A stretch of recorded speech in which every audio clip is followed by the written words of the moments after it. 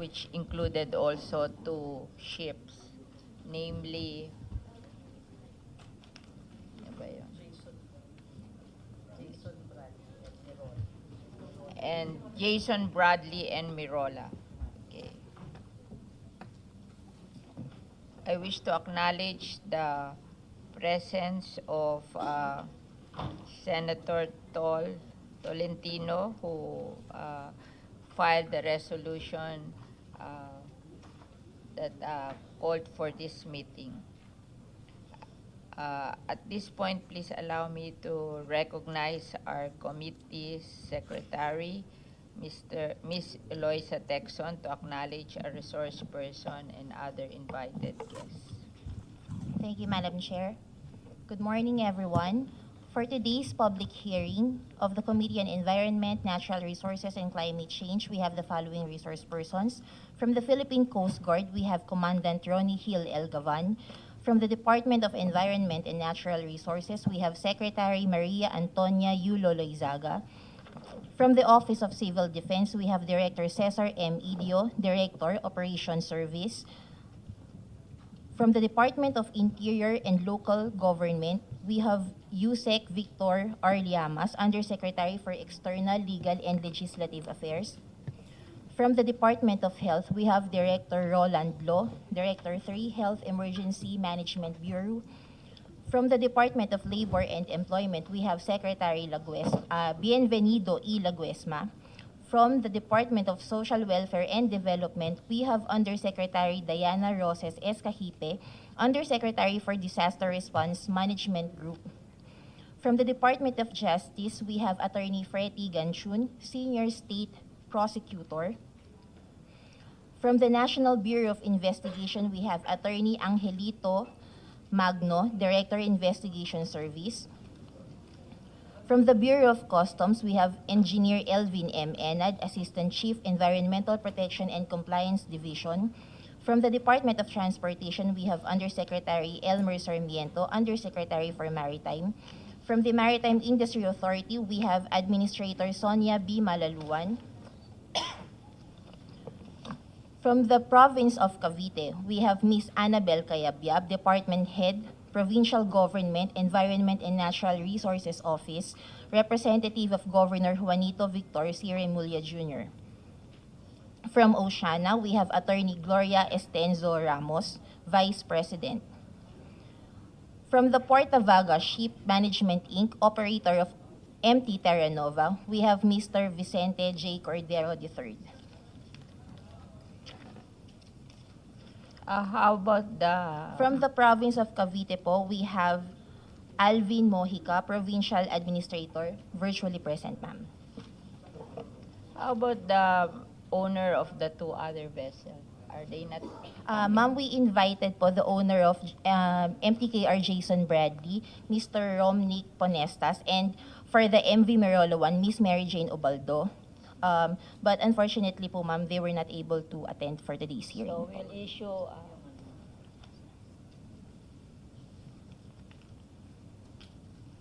In view of the absence of Mr. Romnick Ponesta, ship owner of MTKR Jason Bradley, and Miss Mary Jane Ubaldo, ship owner of MV Mirola 1, despite being notified of today's hearing, I move that the subpoena be issued to the aforementioned persons. Second, Your Honor.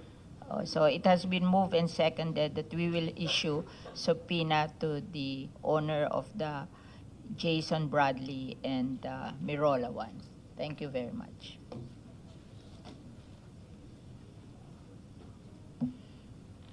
Okay.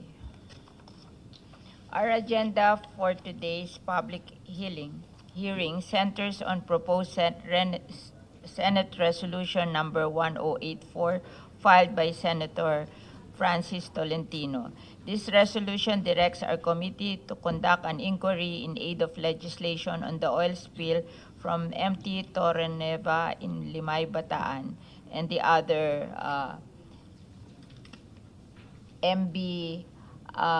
MTKR Jason Bradley and MB Mirola 1. Okay. It seeks to address the severe impact of the incident on our marine ecosystem, biodiversity, and the livelihood and health of the affected community. As background, on July 25, 2024, MT Terranova, a 22-year-old Philippine-registered vessel carrying 1.4 million liters of industrial fuel oil, capsized off the coast of Limay, Bataan. The sinking occurred during the time when Typhoon Karina had already weakened. As a result of the spill, thousands of liters of oil have leaked into Manila Bay, with the spill reported to have stretched across 12 to 14 kilometers. Adding to the gravity of the situation, two other ships also sank within the waters of Bataan shortly after MT Terranova incident. On July 26, 2024, the tanker MT Jason Bradley capsized due to bad weather condition in Mariveles, Bataan, and on July 31, the motor vessel MV Mirella 1 ran aground on the coast of Mariveles. The sinking of these vessels raises additional concerns about maritime safety and environmental protection, and the uh, because these vessels are not allowed to, there's uh, order, a seizure and detention order issued by the Bureau of Customs for uh, Organized and Transnational Crime Division, and uh, and they're not supposed to be operating anymore. The incident is a significant setback to the ongoing efforts to clean up Manila Bay, to comply with the Supreme Court's long-standing continuing mandamus to clean up, rehabilitate, and preserve Manila Bay, and to restore and maintain its waters so they are fit for swimming, skin diving, and other forms of contact recreation. The oil spill incident is also an added impediment to our ongoing efforts to strengthen the ecosystem and restore our fragile biodiversity during this time as we undergo the United Nations Decade of Ecosystem Restoration from 2021 to 2030. The repercussions are severe. The environmental damage is extensive, posing a serious threat to marine life and coastal ecosystem. Moreover, the livelihood of thousands of fisher folks and coastal communities have been severely disrupted, with the estimated economic losses of about 1 billion pesos and counting. The affected areas in Bataan include the municipalities of Abucay, Limay, Mariveles, Orani, Orion, Samal, and the city of Balanga, Hagunoy in Bulacan, and in Cavite. 7 towns and 2 cities are impacted. The municipalities of Kawit, Noveleta, Rosario, Tansan, Naik, Maragondon, Ternate, and the cities of Cavite and Bacoor. As a result, states of calamity had been declared in these areas. In addition to the environmental and economic concerns, there have been allegations that MT Terranova was involved in oil smuggling activities, specifically paihi operations, where oil is illegally transferred to small vessels to evade taxes. The owners of MT Terranova have publicly denied this accusation and asserted that the vessel was not involved in any illicit activities and that its operation have adhered to legal standards. Nevertheless, this allegation has added another layer of complexity to our inquiry. As we begin this hearing, our primary objective is to determine and understand the impact of this incident, assess the effectiveness of the response effort, and identify any gaps that need to be addressed. It is also essential to determine where there is truth to the paihi allegations to ensure transparency and accountability. Additionally, we must consider long-term measures to prevent both oil spill as well as illicit activities like paihi from occurring in the future. Our responsibility today is to ensure those at fault, if any, are held accountable and to strengthen our laws and policies to better protect our environment and the communities that depend on it. I look forward to engage in a productive discussion, keeping in mind the urgency of the situation and the need for immediate and decisive action. Thank you. And we want to hear from Senator Tolentino, who authored the resolution. Maraming salamat po, Madam Chairman. Maraming salamat po at binigyan ng pagkakataon din po itong resolution number 1084.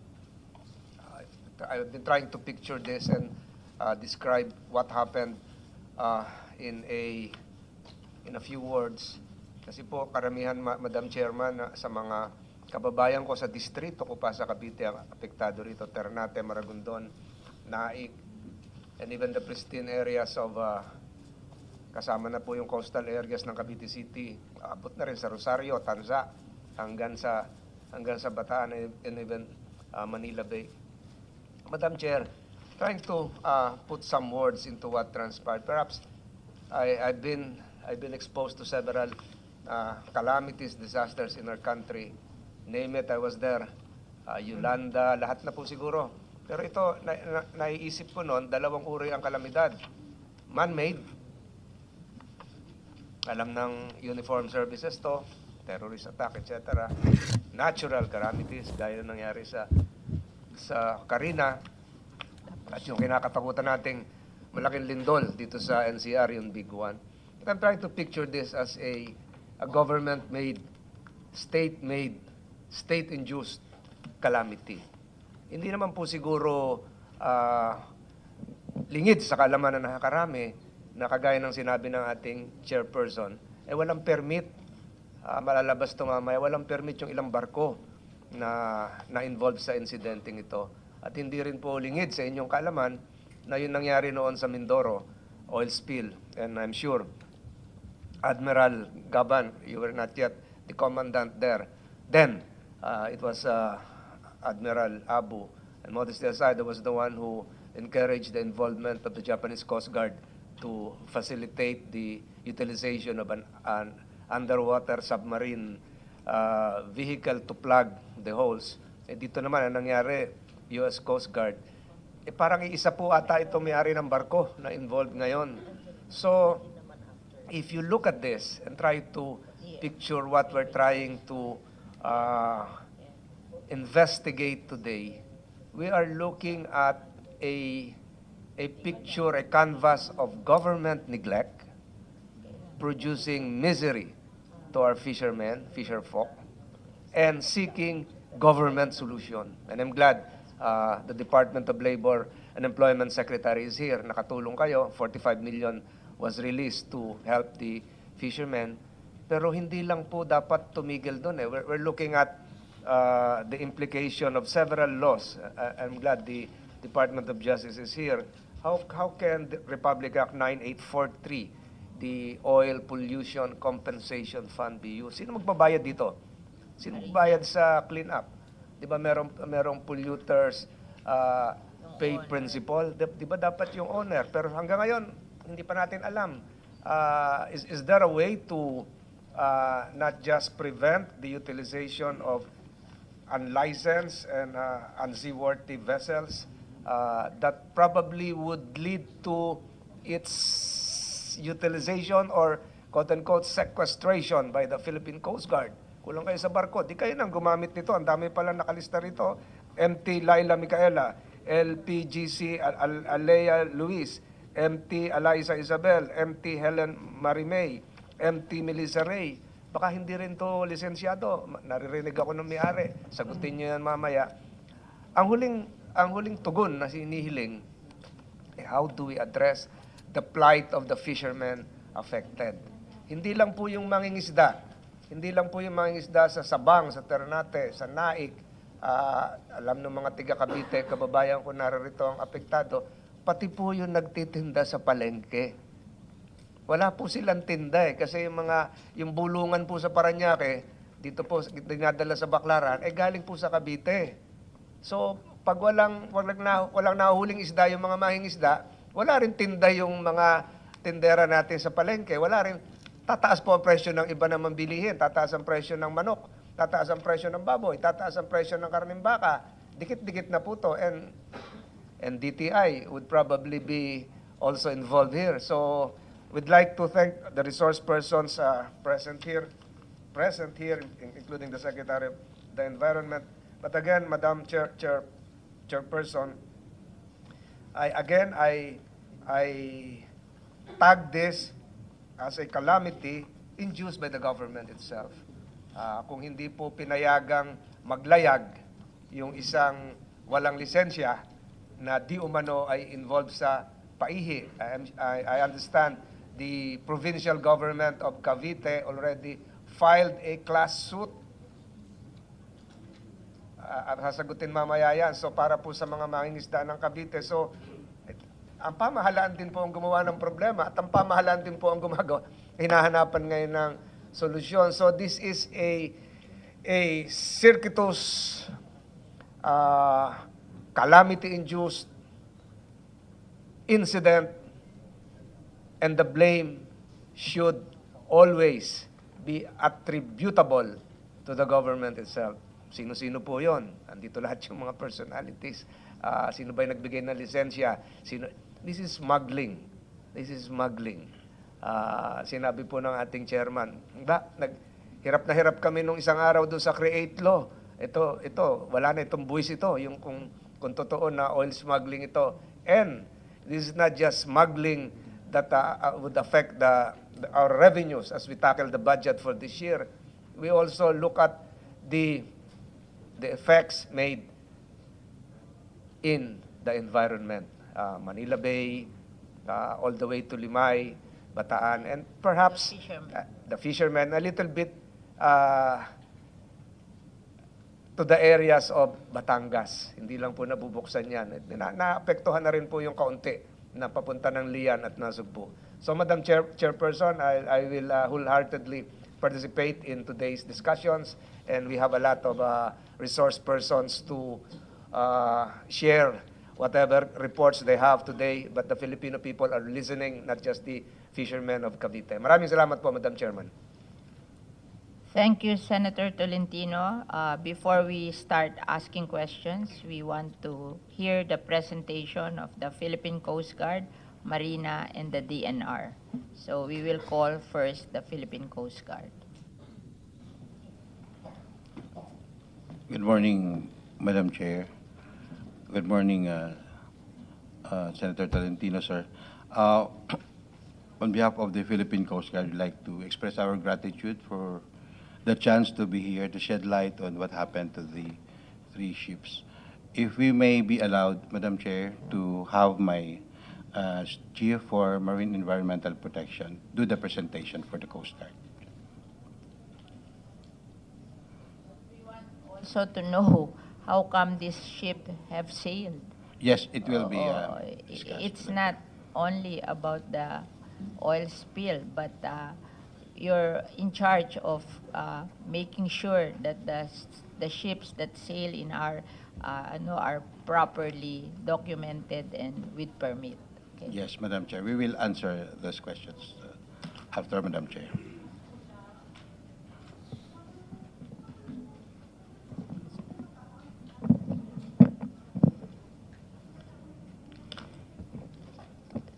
To the Honorable Chairperson of Committee Environment, Natural Resources, and Climate Change, Senator Cynthia Villar, good morning, ma'am.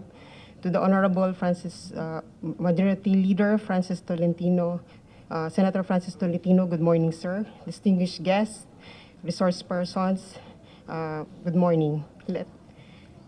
Let me present to you the overview of the incident involving motor tanker Terranova, updates of the PCG oil spill response efforts, and the current status of motor tanker Terranova. Next slide.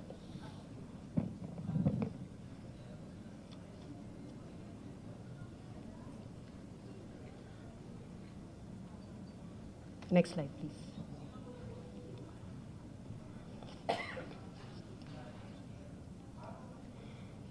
So, ma'am, this is the scope of our presentation, the vessel information, the chronology of events, coastal areas affected, response strategies, floating assets and MARPOL equipment we utilized, coordination, the status of Terranova, and our way forward.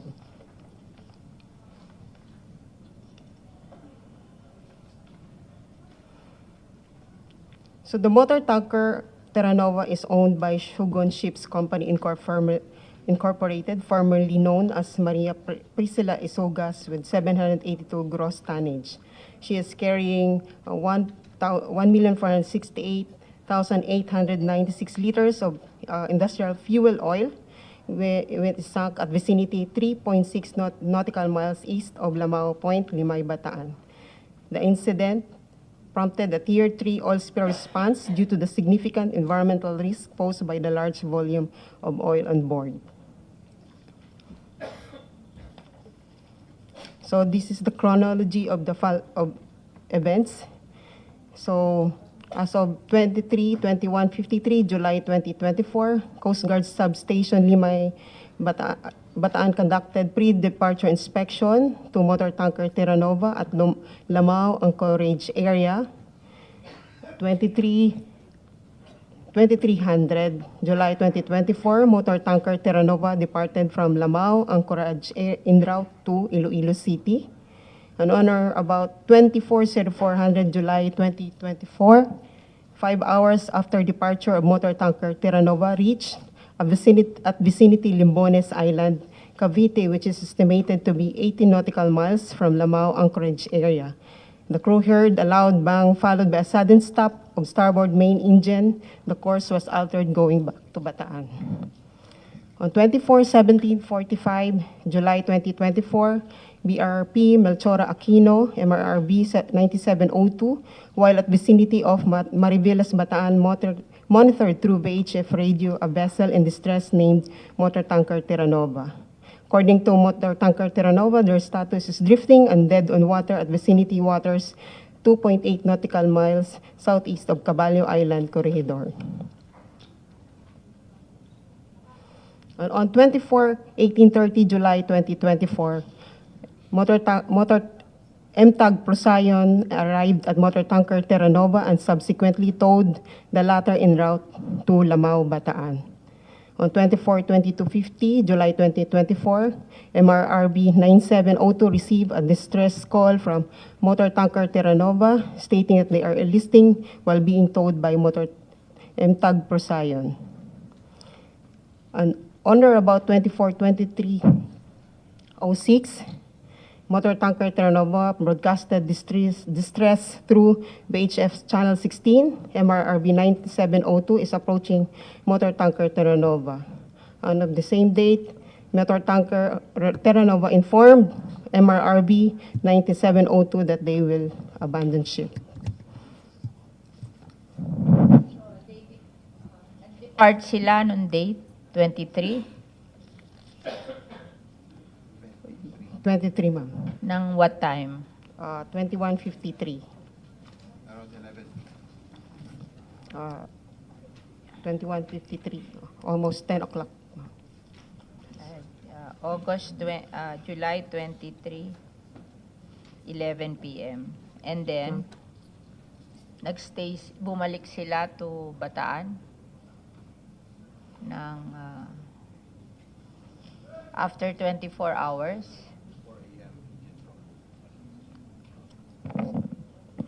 It departed, Madam Chair, around 11 o'clock on the 23rd. On the 24th, around 4 o'clock in the morning, it suffered engine trouble and changed its course going back to Bataan. Bataan.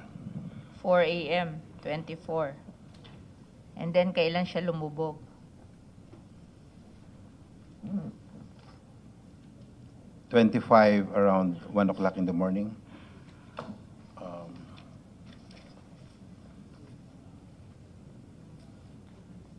May nagsasabi kasi ikot siya ng ikot dun sa Bataan eh.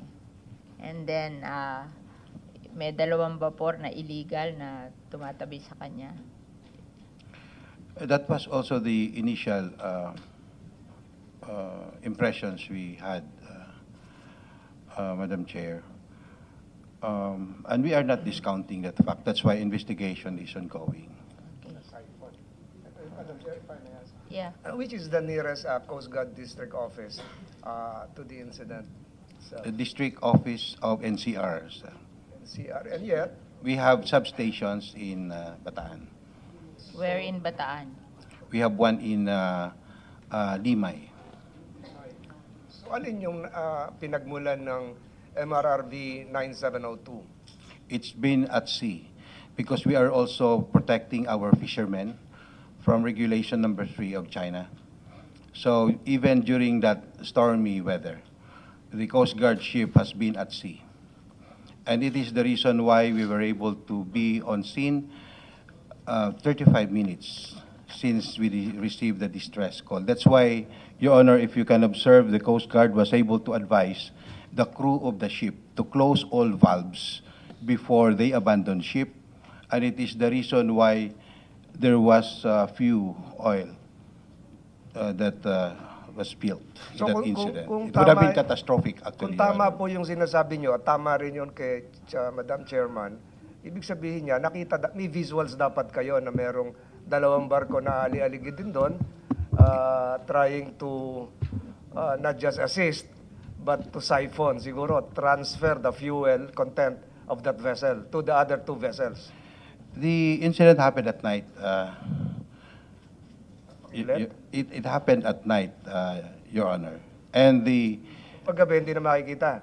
it can be seen, but they are not the only contacts at the time, Your Honor. If Why are they allowed there? Illegal.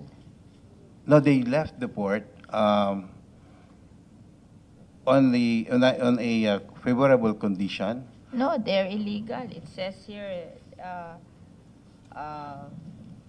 there is a warrant of seizure and detention issued in 2022 against Jason Bradley, the motor tanker. Ma'am, okay. Yeah. If I may, ma'am, Oh. I will clarify. There are 3 ships. MV Mirola 1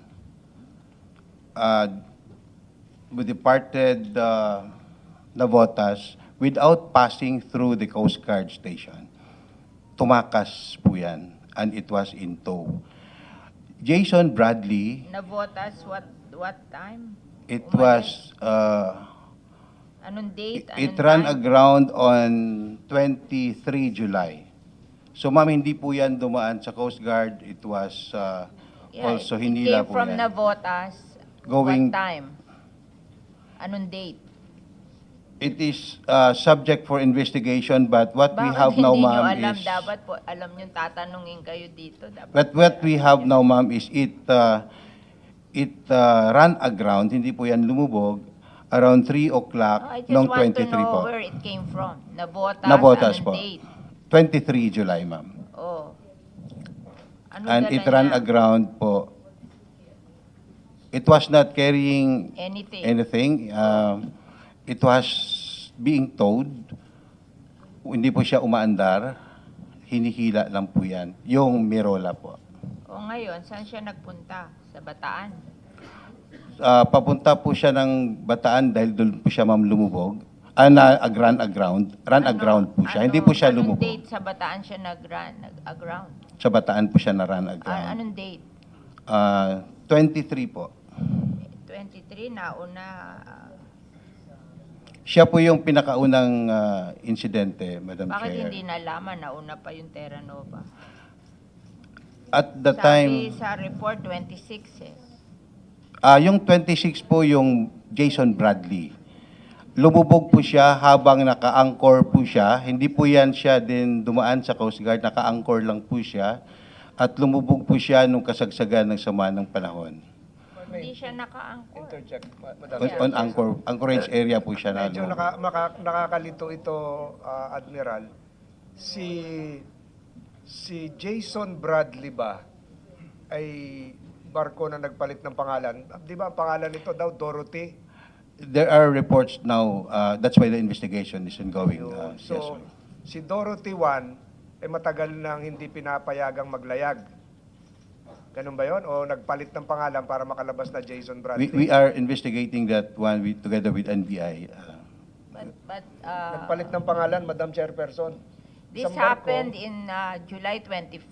Ha? Ibig mong sabihin, August ano na, hindi nyo pa alam kung anong nangyari.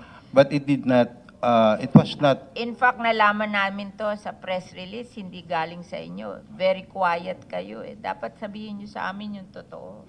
ma'am, yung Jason Bradley po ay hindi po yan siya umalis ng port na in-inspect ng Coast Guard. Nasa anchorage area po yan siya. Na-report na lang po sa amin na lumubog po siya. Pwede ba natin, Admiral, sabihin, Jason Bradley, a.k.a. alias Dorothy. Pwede rin po, sir. O, isang barko to eh. Opo. Isang specs, isang tonnage.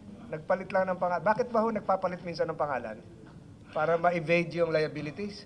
I cannot answer that. The Marina is here. Marina, can you who is the Marina representative here with the indulgence of the chairman?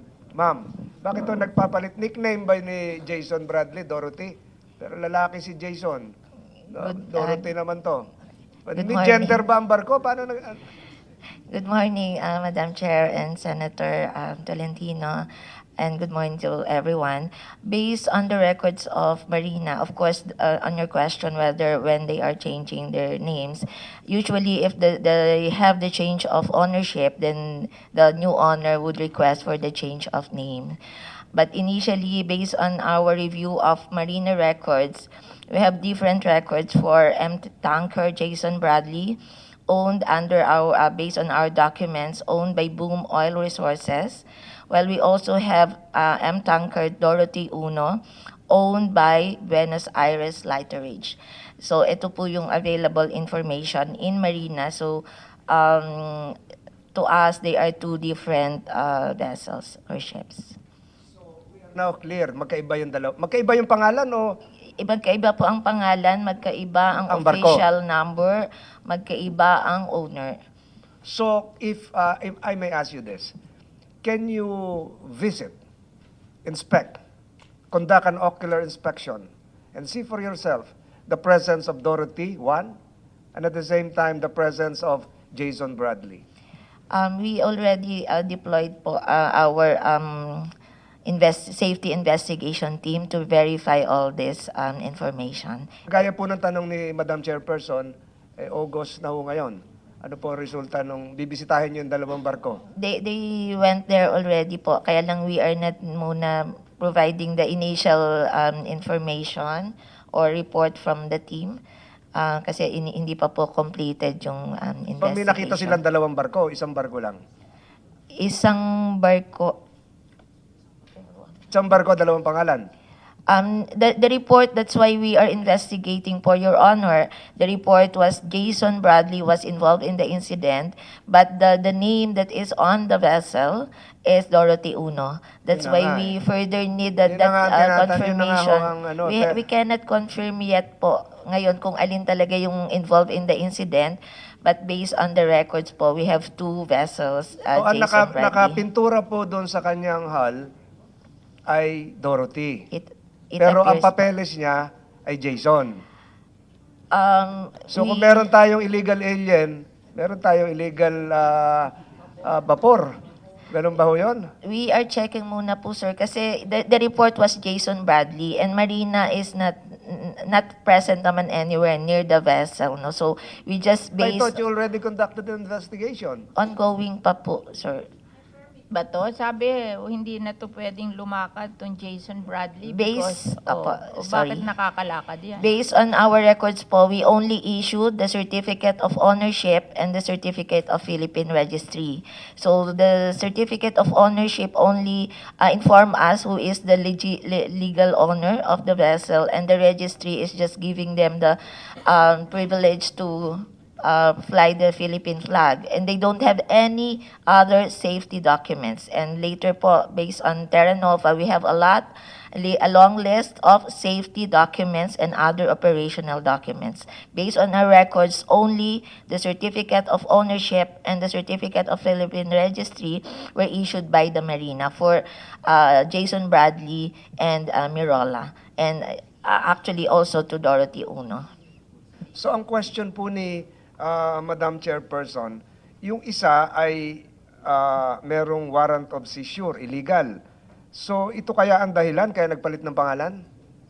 Well, we don't have that on our record po, How will Senator. you make an accurate conclusion? Nag-investigate ka. Alam niyo nung araw, Madam Chairperson, nung nanguhuli ako ng mga kolorom na bus nung sa MMDA, nakita ko yung pangalan ng isang bus, medyo natuklap na yung sticker.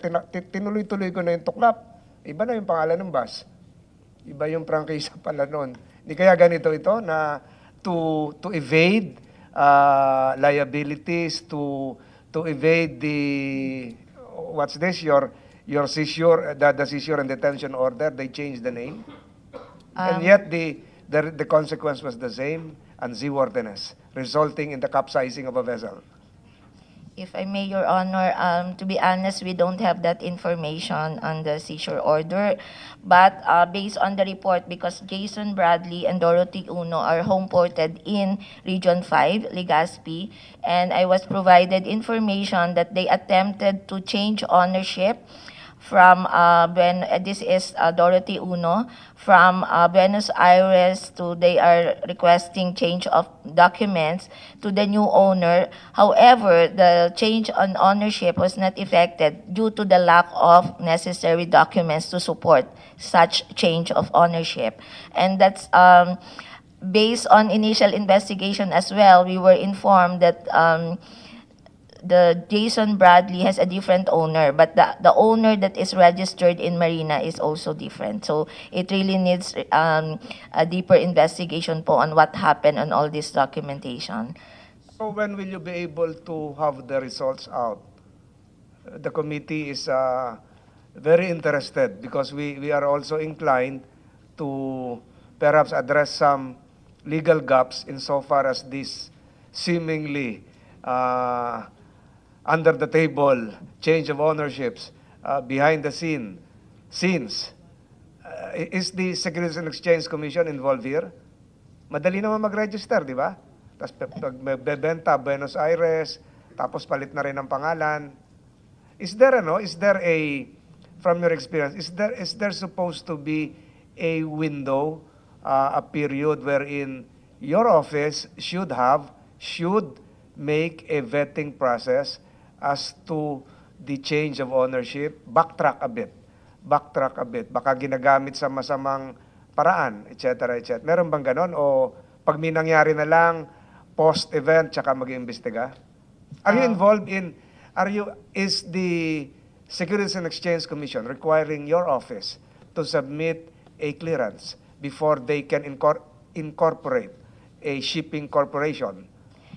Yes, Your Honor, we issue endorsement Okay. for before SEC incorporation of any entity who intends to operate in the domestic shipping. So you vet the incorporators as well as look at the financial, etc., of a would-be new ship owner to be registered, ganun ba? For the SEC registration, sir, we check the owners and the name. But of course, the financial statement would come after na po in terms of when we issue our franchise or the authority to operate. Dito po sa Buenos Aires, ginawa niyo po yon. Well, as they are a registered owner na po, SEC registered na po to. So yung from this Buenos Aires to another ownership, yun po yung wala pang record si Marina. Yun siguro yung gap natin. So hindi Pag pa... merong existing, hindi nyo na chine-check uli yun. But you can do that motu proprio. Well, with due respect po, Senator, that's one of our challenge in Marina, given that we are doing all this registration manually, so we don't have a very good tool to monitor whether after registration. So ibig sabihin, di kayo computerized, ganon? Before po, we started our digitalization only this July 1. So we are implementing a complete digitalization of This is a lesson learned from our Princess Empress, no, because the monitoring and enforcement is very difficult if we don't have this system. We have 12 regional offices who register ships and issue all the safety documents. And monitoring after registration, we don't have any means to monitor whether they were issued the documents or even whether they are actually operating. So we have developed our Marina Best, we call it, is a blockchain-enabled certification system where all will be in the system, and even we can share it with the Philippine Coast Guard so they can check at any point in time whether a particular ship or watercraft is registered, what are the documents, do they have expired documents, or do they have the authority to operate. Kaya lang po, we still in the transition period building up our database. So after po nung mga registration namin, we don't have any means to check whether after registration are they operating. Do they have all the certificates? Ma'am, yung July 1 ninyo, budget po yan noong 2024. Di ba ho?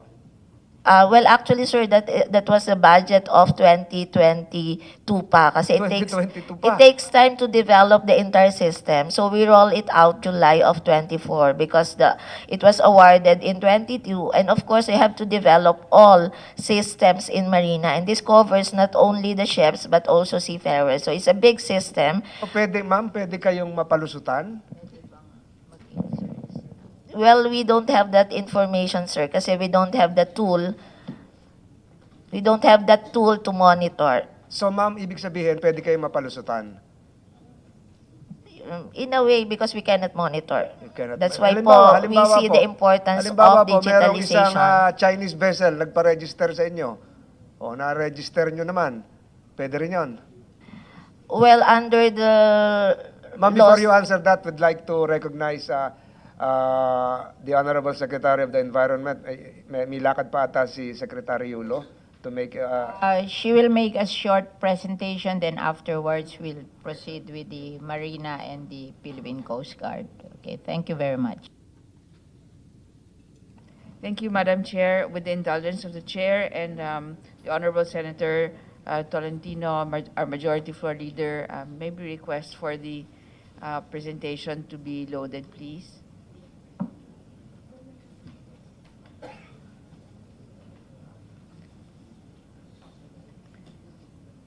Thank you very much. This is just a brief rundown po of the DNR's response to the oil spill incidents that have been reported. Next slide, please. So we wish to note that the DNR falls under and operates under the National Oil Spill Contingency Plan for 2019, wherein we recognize the lines of authority under which the incident command system is headed by our Philippine Coast Guard. There are several mandates and functions under this NOSCOP that are designated to the EMB, Environmental Management Bureau, to actually identify the disposal sites for the hazardous materials, facilitate the importation permits if there are response materials required, and provide the experts in the conduct of assessment of water quality. And we will deal with that in the succeeding slides. And then secondly, the attached agency of the DNR to provide the geographic information of the actual incident. Next slide. So you see there, Madam Chair, I'm sorry po, could we go back to that slide? That the DNR, first slide please, thank you. On July 25, we received a directive from the President to actually be part of the task force to address the oil spill. So on July 25 as well, we proceeded to Bataan to meet with Governor Joet Garcia and the Coast Guard representative on the incident, and we then worked out the possible ways forward in terms of the support for the DNR for this incident. On July 29, we also participated with the other secretaries in the meeting with the President in, I'm sorry, that should be Bulacan. First of all, in order for the President to be briefed on the different areas that were affected and could possibly be affected, as well as the roles of the different departments. Next slide, please. Madam Chair, I won't go through this. This is just a chronology of the DNR's tasks and performance in terms of the mandates that we enumerated earlier. We immediately, of course, established our own incident command system to, first of all, map and locate the vessel and deploy our air quality and water quality and biodiversity management bureaus, as well as the initial mitigation, which would be the fabrication of the spill booms, knowing that commercial spill booms are expensive and not readily available in the different areas. So this is just a chronology, Madam Chair, which we will not go through, but are itemized there in terms of the performance of our tasks. Next slide, please.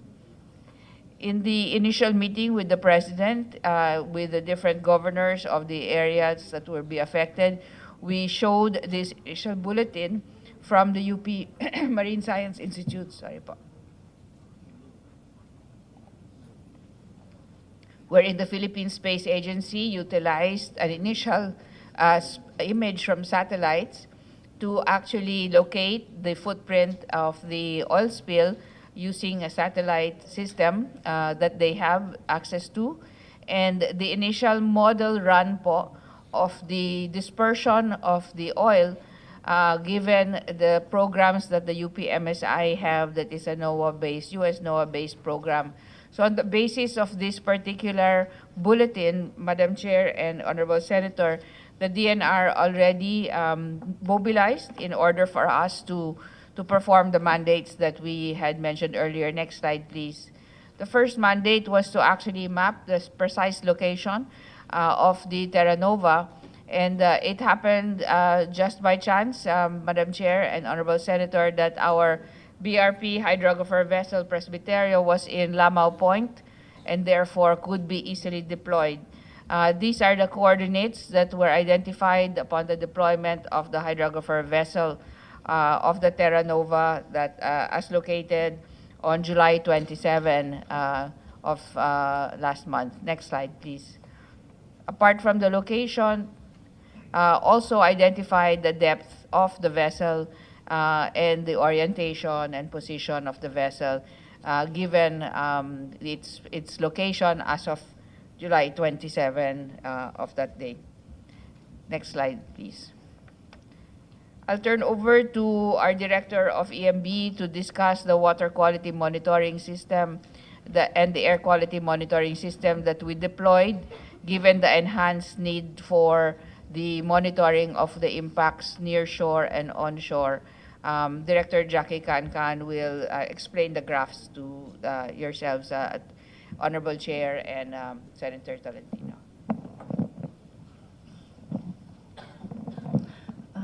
Good morning, Madam Chair, Your Honor. So I'm just going to discuss the chart that we are going to present here. We just chose some areas where the sampling stations exceeded significantly in certain sampling dates. But at the onset of the oil spill, then the DNR through the Environmental Management Bureau identified and established sampling points. It was a total of 67 sampling points distributed in Region 3. We have 27 sampling points, and in NCR 20, and in Region 4A 20, or a total of 67. As of this date, we have recorded no exceedance in the samples collected from this sampling area. But just to take note, what is po, exceedance? in terms of the parameter that we measured for the oil spill, which is the oil and grease, for this pertinent to this incident, Madam Chair, Your Honor. How come the fish from Cavite are affected?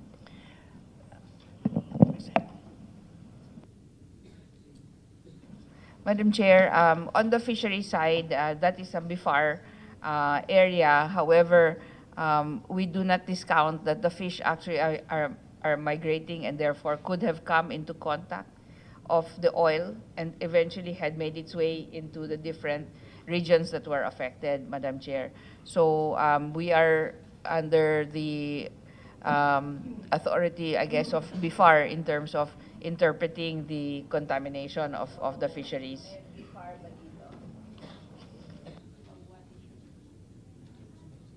Ma'am, pero yung report nila kanina, ngayon may Region 4A na. Kasi kanina 3 lang eh. Can we allow the DNR to finish, ma'am? Yeah. Okay. Yung Region 4A Cavite na to. Yes, as I mentioned, Madam Chair, Your Honor, the exceedance that I mentioned wala na po ngayon is the last sampling that we had in August 3. But we highlighted here when the sampling samples exceeded the oil and grease standard. The standard for oil and grease based on the water standards guidelines is 20 milligram per liter. So if we could see we highlighted 3 stations because ito po yung nag-register ng lumagpas sa 2 milligram. So as we can see in the graph, it is spiked on the first August, in early late of first week of August sampling. So it is in Dalahican and then Tahican is in Cavite City. yes po. Dalahican and one is in Rosario. These samples were collected near onshore in that area and as well as in Naik. So it plateaued the succeeding after 3 sampling. So we conducted daily sampling in that area. So ibig sabihin po, habang nawawala sa Bataan area, papunta naman sa Cavite. Opo, ito po sinasabi yung niyong ito po. exceedance. But Madam Chair, Your Honor, the sampling were conducted simultaneous with all the sampling areas in Bulacan, Bataan, Pampanga, then the Metro Manila, the Bay Area, and then Region 4A. So we could present alin po yung stations specific na tumaas during the spike. If we could proceed, sir, to Region 3 in we have here Limay, Bataan. Yeah. So ayan po yung result. The green one nag-spike po nung July po, yung July 29 at July 25. We immediately conducted po sampling after the incident, deployed po kaagad. So doon po mataas. So then afterwards, meron din pong area sa mouth ng Pampanga which we also the blue line. Nung later na po namin na-establish yung Pampanga, so nag-spike siya no August 5. And then one is in Barangay Taliptip, Bulacan naman po. Although not very significant, pero tumaas po siya no August 1. Then afterwards, bumaba na siya. So ito lang po highlight na because these are the areas where lumagpas siya if we compare it to the baseline that we had. Oo. Yung Cavite, ma'am, yun po yung kanina, yung sa 4A. Dalahican, Cavite po, in Region 4A. And, pero hindi naman po ganun kataas unlike in Bataan. Sa Cavite po, ang pinakamataas is more or less mga umakyat sa 5. If you compare to this standard, it is 2. July 30 po. Yeah, July 30, ma'am. And then in Rosario, opo, lahat po siya Cavite, ma'am. So yung blue line po is the Dalahican. So nag-spike siya noong August 1. And then yung orange line, it is in Rosario, nag-spike siya ng July 30. So we monitored it after po ng August 1, wala na pong nag-exceed. Wala na pong nag-exceed. So when we did po, Madam Chair, Your Honor, when we did identify the sampling stations, it consistently po, the EMB reviews it and revised to determine the active stations o magdagdag po kami, nagdadagdag kami ng stations. So we started small and then hanggang nagkuha din po kami ng offshore, although in this area, in Region 4A, medyo nahirapan po ang conduct ng sampling because of the weather condition na nagpapaalam kami sa Coast Guard kung payang pa. That would be, ma'am, siguro the result of this sampling could be an input to the assessment po if it impacted to the fish catch quality po in the area. I see it now. The DNR will be providing us this hearing with the science of all of this. The BIFAR will be providing us with a visual of the effects. The DOLE will give us a scenario of the assistance given, the DOJ will provide us with the legal tools for the fishermen as well as for the DNR insofar as the cleanup cost is concerned, and the Coast Guard will provide us with the enforcement tools. Yun lang siguro. So, if we may proceed, ma'am, aalis na ata si Secretary Yulo. Director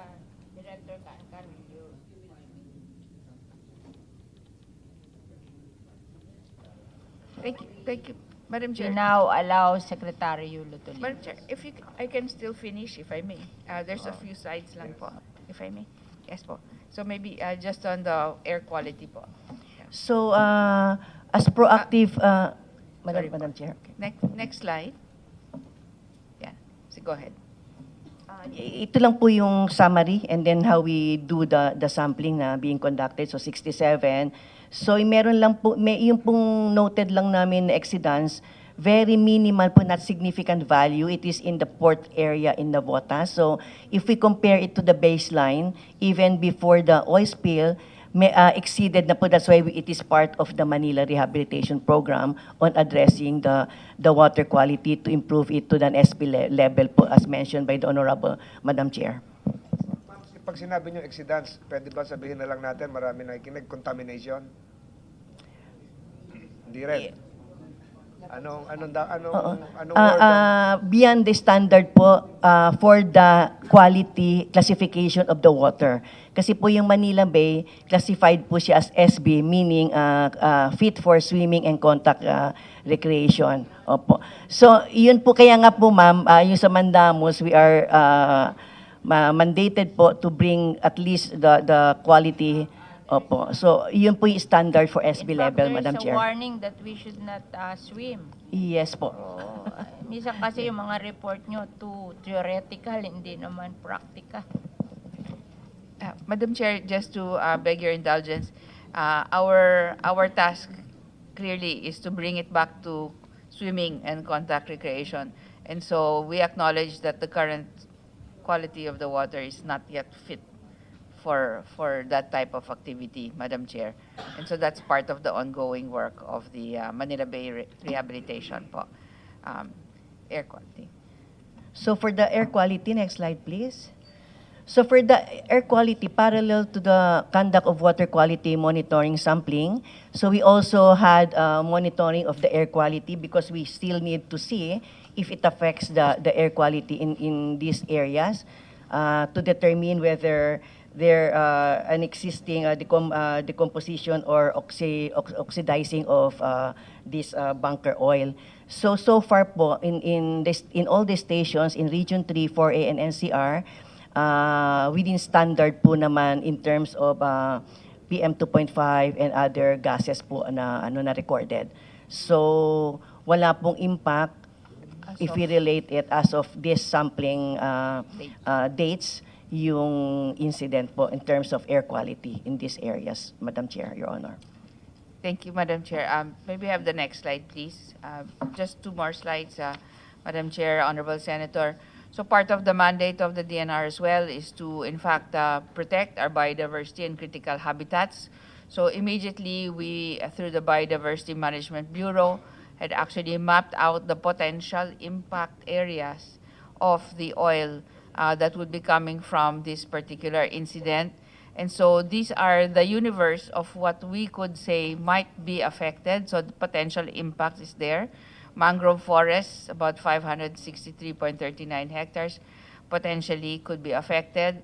Seagrass meadows, very important po, about 2,162 hectares. Coral reef systems, Asian wild water bird census sites, these are for the migratory bird sites. Among them, the La Papachea site of our Honorable Chairperson. So these are areas which we continue to watch and monitor. And Madam Secretary, Yes, how Honorable Chair. will these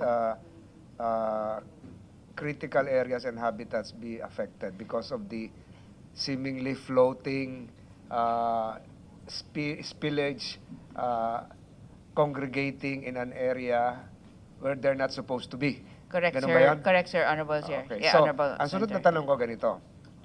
Is it possible that the ongoing reclamation projects were able to sip and serve as buffer to the floating accidents or debris or spillage, whatever term you might use? Nakahigop din ba yung mga ginagawang reclamation?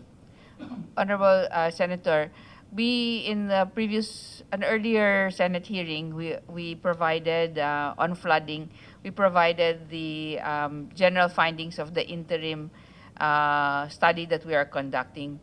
And among those findings, Honorable Senator and Honorable Chair, are that any changes in the physical configuration of the bay, principally the ones that are already at present, are actually slowing down the pollution circulation in the bay, and therefore will make it harder for these pollutants to drain out of the bay area. Natrap sila. There is an impact on the circulation po. Okay, so there is a possibility na yung nanggaling sa Limay ay nahigop nitong mga reclaimed areas, natrap dun sa gilid. It's Nandun sila nakadikit. It's possible that it could come into contact, Senator, but in terms of the water circulation, this would be the most important because those ongoing as well as the different activities on shore actually impact what will be circulating and how it will be circulating within the Bay Area. So the findings in the interim are that they are slowing down the circulation of the pollutants. Third question, would the reclaimed areas be of great prevention assistance or would it exacerbate an oil spill? Looking forward, baka may oil spill pa. Makakatulong ba yan o makakasama pa? As determined by the interim findings, sir, on the impact on the circulation in the bay, which is actually slowing down that circulation, it could actually exacerbate the impacts of these types of events, the oil spill. So the drainage of the pollutants from the bay are what are affected by any changes that are being done in the coastal So, area. posible po, na-hold sila ng reclaimed areas, tapos pag nagkaroon pa ng mga malalakas na bagyo, ma-flush out naman sila, apektado na naman yung mga mangingisda namin sa Cavite. Ganun po ba yan? There would be possible circulation effects such as that po. Di dapat pala magkasama rin sa paglilinis yung reclaim areas. Actually, yung gilid-gilid. Actually, sir,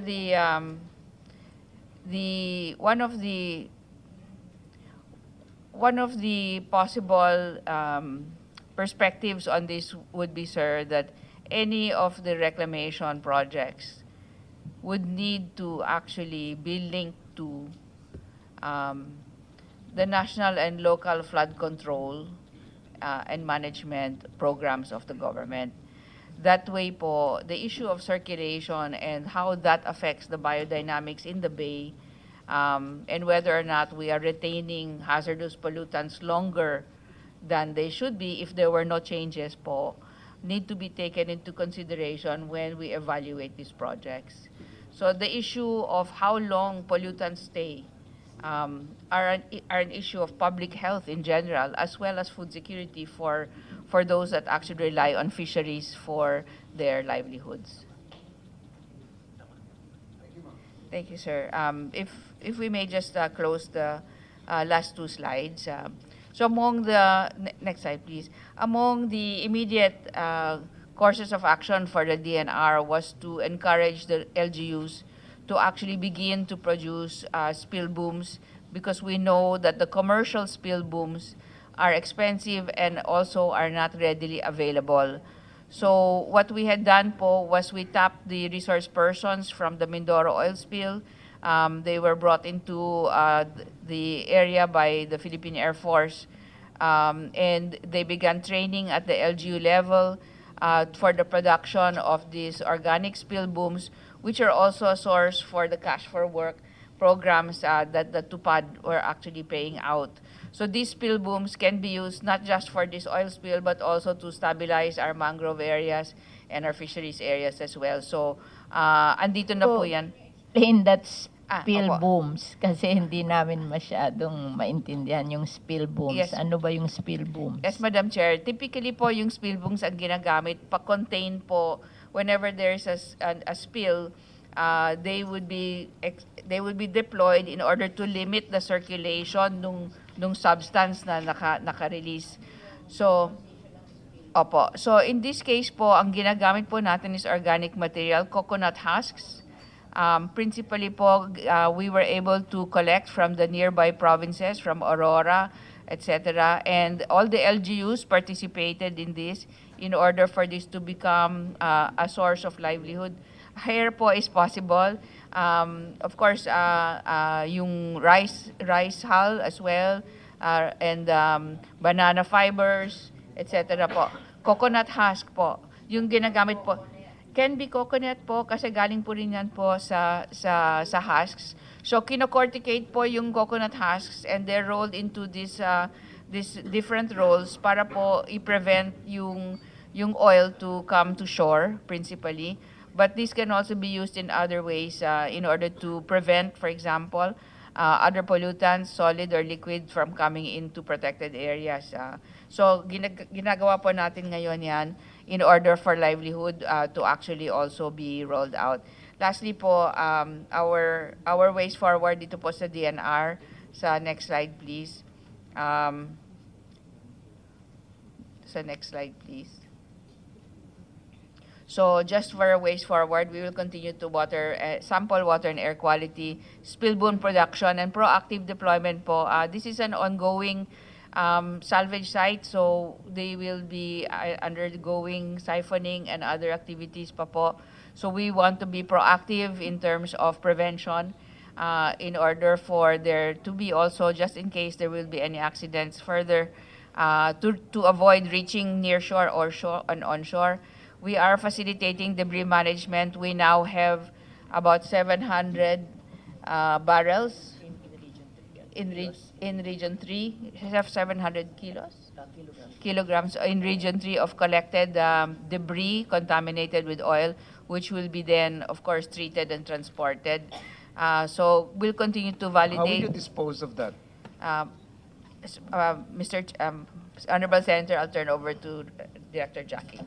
The Honorable Senator, relative to this, the mandate of the DNR through the EMB is pursuant to RA 6969, which is the management of this toxic and hazardous waste. So ito po, from the generation, meaning mula sa pagkolekta, minomonitor na po to up to i-transport ito to the facility where it will be treated and then finally disposed. Where? Registered po, meron po kami listahan. Sa Cavite uli, sa Trece Martires. Hindi po, Madam Chair, Honor. Furnishes a list of the facilities. Yes, we will provide po. These are registered transporter and treater po na nagtitreat ng mga ganito before it could be finally disposed po. So dapat treated na po siya para hindi na siya toxic or hazardous po. Dispose in another state. Hindi po, depende po sa Oil uli gamit. sila, oil Like uli yung, sila. opo, yes po, pwedeng So babalik feeder. uli sa pwedeng gamitin uli. Opo, Bunker fuel feeder, ulit. parang fini-feed sa mga as fuel din po. So who will own that now? Sila uli, sina Dorothy uli, sina Terranova uli.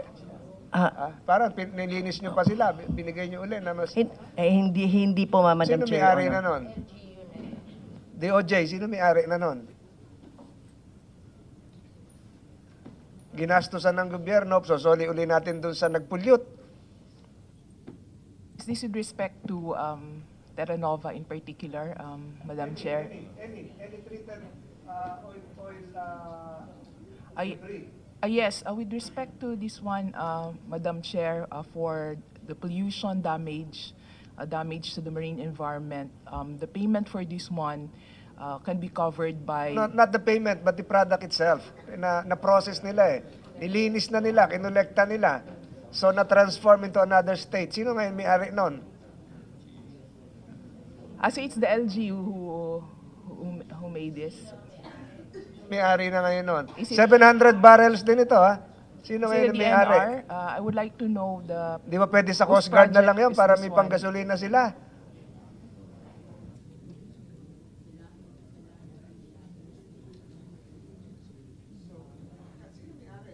the debris collected and cleansed by the government? Kasi po, Madam Chair, in principle, ang treatment po kasi ng mga ganitong toxic and hazardous waste, it is from cradle to grave, meaning from generation. So it is the responsibility of the generator going to the treatment. So yung pong disposal, that I will check if it is the contractor or the generator. Di ba? Hindi pa natin alam. So, meron na I-double naman check ko lang. Meron na naman tayong gap sa law. Nilinis natin, hindi natin alam kung saan itatapon ngayon o kanina ibibigay.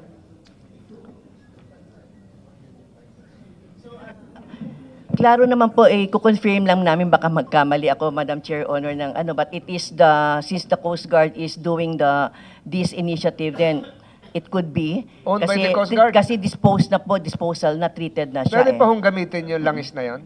Pwede po. Ayun. Sino nga may-ari nun? Saan gamitin yun? Ang dami nating loopholes dito.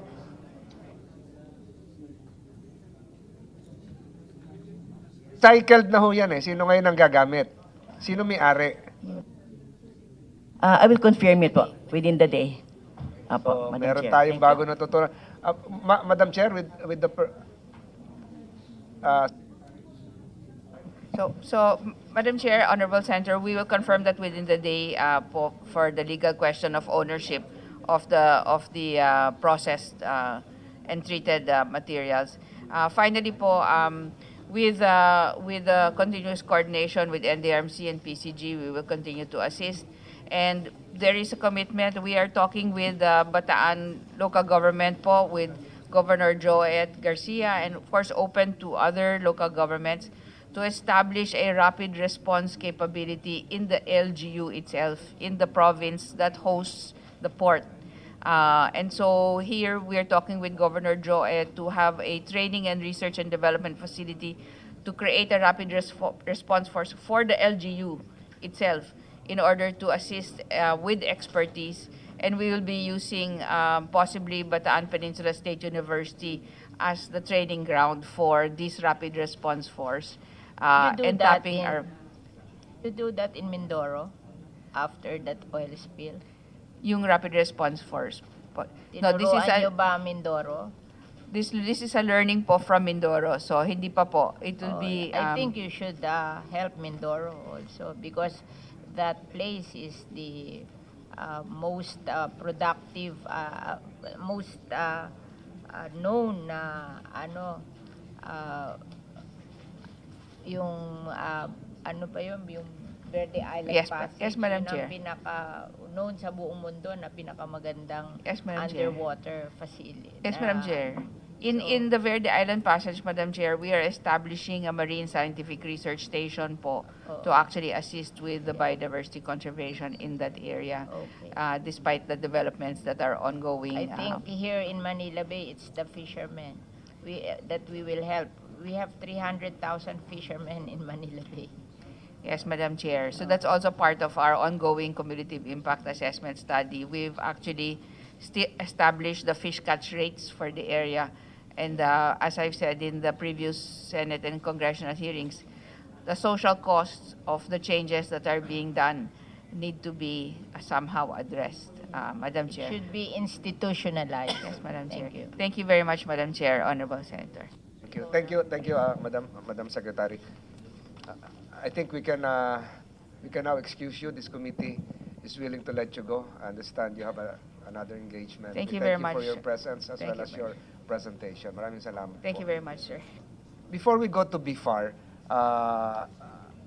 we're privileged to have Secretary Laguesma here. Alam ko pong marami na ring naitulong ang Department of Labor and Employment. Is it true that 45 million initial funds were released for the livelihood of the affected 1,300 fishermen involved? Tama po ba yun, Secretary? Po, yun po.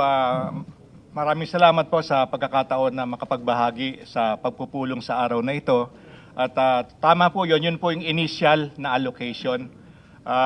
Subalit, bukod po dyan, meron pong mga karagdagan dahil hindi lamang po sa bahagi ng Region 3, particular sa Bulacan, Pampanga at Bataan, ang gumawa ng intervention po ang Department of Labor and Employment. Yun pong pati po sa Region 4A, particular po sa lalawigan ng Cavite. At ganoon din po sa National Capital Region. Actually, meron po kaming maikling presentation. Pero babanggitin ko na lang po, as of Go ahead, August 9 po. because next we'll be asking Cavite and other LGUs present here to respond kung adequate ba yung naging tugon ng DOLE. Una Go pa ahead, lang po, Secretary.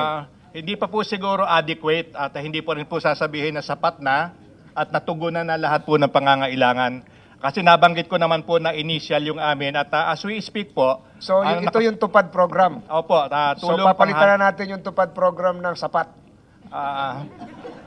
tutuparin po namin para makasapat. Salamat po. Go ahead, Secretary. Ngayon po, meron na pong humigit kumulang 6,000 mga naapektuhan ang napaloob po sa programang Tupad. At ang amount po na naipagkaloob na humigit kumulang po ay 33 milyon. Ngayon po, meron po kaming mga identification kung nasaan po yan. Pero dito po sa bahagi ng Region 3, ano pa po ang aming ginagawa? Meron na ho kaming ina-allocate na humigit kumulang 283 milyong piso. Kasi matatandaan po natin na Mr. Chair na kasabay po nitong oil spill yung pong mapaminsalang Karina at yung pong Habagat. Kaya medyo marami pong ginagawa na dapat po makatulong.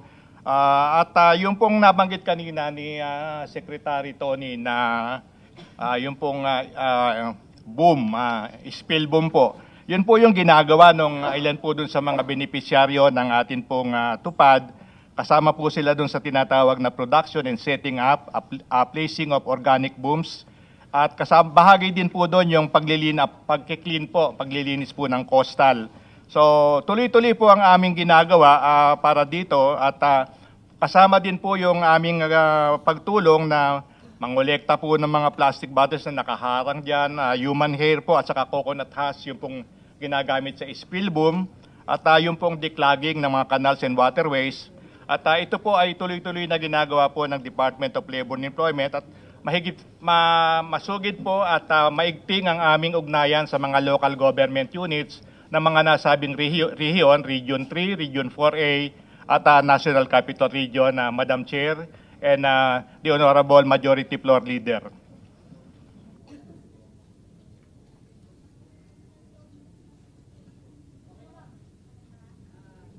Thank you very much.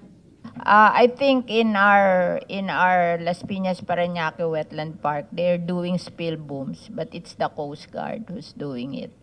Maybe you can also support that because they're Yes, Madam doing- Chairperson. Oo, Actually po yung ginagawa po ng DOLE, inaasistihan po niya yung mga involved ng mga ahensya. Oo. Supportive po ang role ng DOLE. Ang DNR po, sinusupervise po nila yung paggawa ng spill boom, pero ang mga gumagawa po noon ay mga tupad workers po. Sige. So yun po. So we will appreciate it very much if the Department of Labor and Employment will deploy tupad workers sa aming Las Piñas Parañaque Wetland Park because they're doing spill booms there.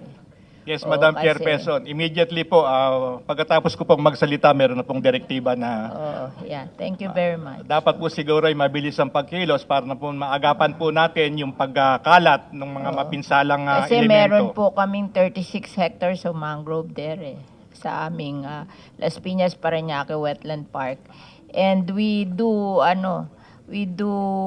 have the raw material, we do yung coconut out of waste coconut husk. So we have the waste coconut husk and the coconut. Hindi lang kami marunong gumawa ng spill booms. Ngayon ko lang nadinig yung spill booms. That's why I'm asking Secretary Loy Saga to explain that. Tama po yun. Sinusupervise din po ng mga taga-DNR po ang mga tupad workers natin dahil simple naman daw po yung paggawa. Batay po dun sa mga nai-report sa atin at madali pong gumawa. At makakatulong din po yun kasi hindi lamang sila nagtatrabaho. Meron po yung component o elemento ng pagtulong sa mga kapwa na napipinsala po ng mga kalamidad. Kasi baka marami pa tayong oil spill na darating. At least natitrain na natin how to respond to oil spill. Ngayon ko lang nadinig yung spill boom na yan. Okay. Sana po wala na pong oil spill kasi para po yung... Sabihin mo sa Coast Guard at Opo, sa sinasabi Marina. ko na po sa kanila ngayon. Kasi po, kung wala pong oil spill, ang pondo po na ating nilalaan as a reaction doon po sa mga kalamidad, pwede pong maiukol sa sustainable na livelihood program. Yeah. Para magtuloy-tuloy po yung pag-angat ng kalagayan ng ating mga kababayan. So dapat po talaga maiwasan kung yun yung mga gantong klaseng kalamidad, nabanggit nga po ni Majority Floor Leader, parang merong partisipasyon na government-induced. Siguro bahagi lang po naman ho siguro ng pamahalaan, hindi po yung total na mga ahensya ng atin pong pamahalaan ang nagiging bahagi. Kaya dapat po pagtulong-tulungan. Maraming salamat po, Madam Chair. Pattern. You should take care na it will not happen again kasi katatapos lang yung Verde Island Passage, ngayon naman Manila Bay naman. Sino kaya susunod, di ba? Okay. Thank you. Can I ask our Majority Floor Leader to preside na for me? Secretary Laguesma, mamaya tatanungin po natin yung Department of Justice kasi meron po tayong batas tungkol doon sa Oil Compensation Fund. I think this is Republic Act 9483 if I'm not mistaken. Tama ba 'yon? Tanungin ko yung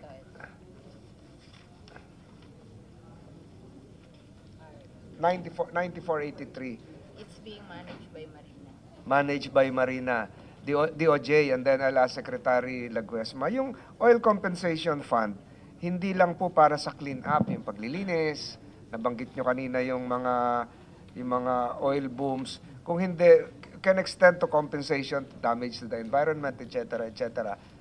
Sa pananaw po ba ng DOLE, yung Oil Compensation Fund na malilikom dito ay dapat mabigyan din yung DOLE para ma-reimburse at para magkaroon na ng sapat na binabanggit natin kaya para mapunuan yung binigay ninyo. Should DOLE be part of the compensation fund? Ang mas nanaisin po ng DOLE, ibigay nila dun sa mga naapektuhan, mga napinsala. Ayun. At amin pong pag-uukulan na lamang yung pondo na nakalaan sa mga programa ng DOLE kung paano po magiging complementing efforts. Kasi alam naman po natin hindi nakakasapat . Kung meron man pong compensation, palagay ko hindi yun magiging katumbas ng pinsala na nagawa dun po sa mga naapektuhan. So ang tingin po namin, kami magtutuloy-tuloy sa programa. Kung meron po silang plano, bigay po nila directly doon sa mga napinsala. Pwede pong maging cash for work din yon o kaya naman ay panimulang puhunan po para matulungan yung ating mga kababayan, lalo na po yung mga, hindi lang po, gusto ko lang pong idagdag, Madam Chairperson and Honorable Majority Floor Leader, hindi lang po yung directly affected, yung mga fisherfolk at saka mga farmers ang binibigyan po namin ng pansin o atensyon, pati po yung mga indirectly na apektuhan, yung nabanggit nyo po kanina, yung mga nagtitinda na walang ititinda, tinitingnan din po namin yon kasi disadvantage din po ang kategorya nila sa pananaw po ng Department of Labor and Employment. Marami pong mga fish stall sa Maragondon at Ternate ang sarado dahil wala silang panindang isda. Maraming salamat po, Secretary Laguesma. Madam Chair, may tanong po kayo kay Secretary. I think he is seeking leave to be excused. We'll be happy to stay but privilege po to leave dahil para makapagtrabaho po ng karagdagan. Siguro po bago kayo umalis, pakinggan lang po natin ang kinatawan ng lalawigan ng Cavite at saka ng lalawigan ng Bataan. Opo. Is the Provincial Administrator of Cavite around? Sino po ang kinatawan ng Cavite? Annabel? Yes po. Ilan po ang apektado mangingisda? Ilan na nawalan ng trabaho? At isama nyo na rin po yung mga nagtitinda sa palengke. Yeah, for the affected fisher folks po, it's 25,145. For the 9 coastal municipalities and cities in Cavite. But we're still doing the Ardana po, yung rapid damage assessment for the second level of stakeholders po na naapektuhan po noong oil spill. Second level would mean yung mga yung mga tindera sa palengke. Yes po, yes po. So wala pa kayong datos noon. So Ah, 25,000 plus to include 100. Rosario, Tansa, and Cavite City Ah, sa first district. buong coastal municipalities and cities po ng Cavite, 9 po. 7 municipalities and 2 cities po. Ayun. Tapos yung tulong naman po ng DOLE, sapat. For the DOLE po, I actually as Sapat po yan. Administrator Alvin, kasi may in-establish po kaming Nauna INT. pong admitted nyo, nauna naman tumulong ang DOLE, di ba? For the record po sa amin sa command post po, wala pong record for the DOLE centralized doon sa province. I don't know po kung go directly kayo sa local government units, sa LGU. Meron po kaming koordinasyon. Ito po, meron po kaming listahan workers assisted in Cavite. Okay. Sa Naik, sa Tansa, sa Rosario, sa Kawit, sa Noveleta, Cavite City. Nadinig ko pa nga po si Majority Floor Leader Maragondon. Wala po dito. So patitignan din po namin yung Maragondon. Yes po. Maybe the local government wasn't able to send pa po yung information for that since meron po tayong incident command post po. Just take note of that. At alam ko naman, tumulong ang DOLE. Hindi po pupunta rito si Secretary Laguesma kung hindi sila nakatulong sa ating mga kababayan sa Cavite. Pupunta rin po para malaman kung ano po yung kakulangan. At yung nabanggit po ng Provincial Administrator po ng Cavite ay bibigyan po namin ng direktiba yung aming Provincial Head Office na makipag-ugnayan din po sa kanila. Kasi kami po ay sa inyo pong kapatawaran, kami po hindi naghihintay kasi bumababa po kami direkla dun sa mga munisipyo na nangangailangan kagad ng tulong, Madam Chairperson and the Honorable Majority Floor Leader. So, pero ganun pa man po, kami po ay magbibigay ng direktiba doon sa amin pong Provincial Head Office na tiyakin na meron pong ugnayan sa Provincial Capital. Thank you po. Alvin, anything to add? Sa Cavite, wala na? Good morning. Siguro hindi nyo lang na-record yung sa DOLE. Nagkaroon na po ng pag-uusap, Mr. Senator, na ang between me and the Provincial Director po ng DOLE. Pero as of now po, wala pa pong, hindi pa po siya na magmamaterialize kasi inuna po namin yung relief operation po sa mga apektadong pamilya po. Ako nung Sabado sa Tansa. Apo. Andun po ako, kasama niyo po ako. Salamat. Apo. Salamat. We'd like to ask the award from the Governor of Bataan who is virtually present, Governor Garcia. Hi, magandang umaga po. Technical, ba't ako nakalabas dyan? Dapat si Governor Garcia. Palitan lang namin yung ano. We cannot see you, Governor. Apa. Ano po yung ano yung extent ng damage sa mga mangingisda natin tsaka mga nagtitinda sa palengke at kung natulungan na po kayo ng DOLE, DSWD at iba pa? Papa, Senator, Madam Chair, yung so far po ang naapektuhan dito sa Bataan dahil nangyari po sa Manila Bay ay siyam na local government units. Yun po yung mga nakaharap sa Manila Bay. And umaabot po sa mahigit 17,000 na aming pong mga mangingisda ang directly affected. Of course, talaga pong nagre-reklamo na rin yung ating mga nagtitinda sa palengke, lalo na yung wet section, dahil meron hesitance yung mga kababayan namin para bumili po ng mga isda at yung mga nanggagaling po sa dagat. So far, we are working with the SWD for the ECT, yung Emergency Cash Transfer. Tuloy-tuloy po yung pagdi-deliver ng mga food packs for the affected families. And meron na rin po kaming inaayos with DOLE pagdating naman sa tupad para po kahit paano makatulong dun po sa nawalang hanap buhay nila. Lalo na ngayon po ay we're almost on the third week since this all started. And of course, ang ating pong barangay, munisipyo, and province sumusuporta rin po sa ating pong mga kababayan. Thank you, Governor. With the permission of the chairperson, lumalabas po sa balita na ang Bataan area ay kinlir na ng BIFAR at pwede na raw mangisda at makain ng isda. Yan po ba nangyayari, Governor, ngayon sa Bataan? Actually, Madam Chair, Mr. Senator, from day one, ang panayho report ng BIFAR sa sensory inspection pumapasa naman po yung mga huli natin sa dagat. Yun po ang sinasabi ng BIFAR. Pero dito pong mga nakaraang linggo, lalo na nung simula nitong lumubog ang Jason Bradley, marami po kaming mga kabarangay dyan po sa Mariveles, kababayan dyan sa Mariveles, na nagbabalik nung kanila pong mga binibili ng mga isda dahil amoy at saka lalo na kapag niluto, lasang diesel, lasang langis. Yun po yung nangyayari, Madam Chair, Mr. Senator. Sa BIFAR, negative po. Never naman ho yata sila naglabas na positive for contamination. Pero select na mga namimili ho at saka yung mga nagtitinda, sila na po mismo ang inaalis po nila yung mga produktong iyon para hindi na nga ho mabenta sa palengke. At yung iba nga ho nagbabalik. Can we ask a response from BIFAR?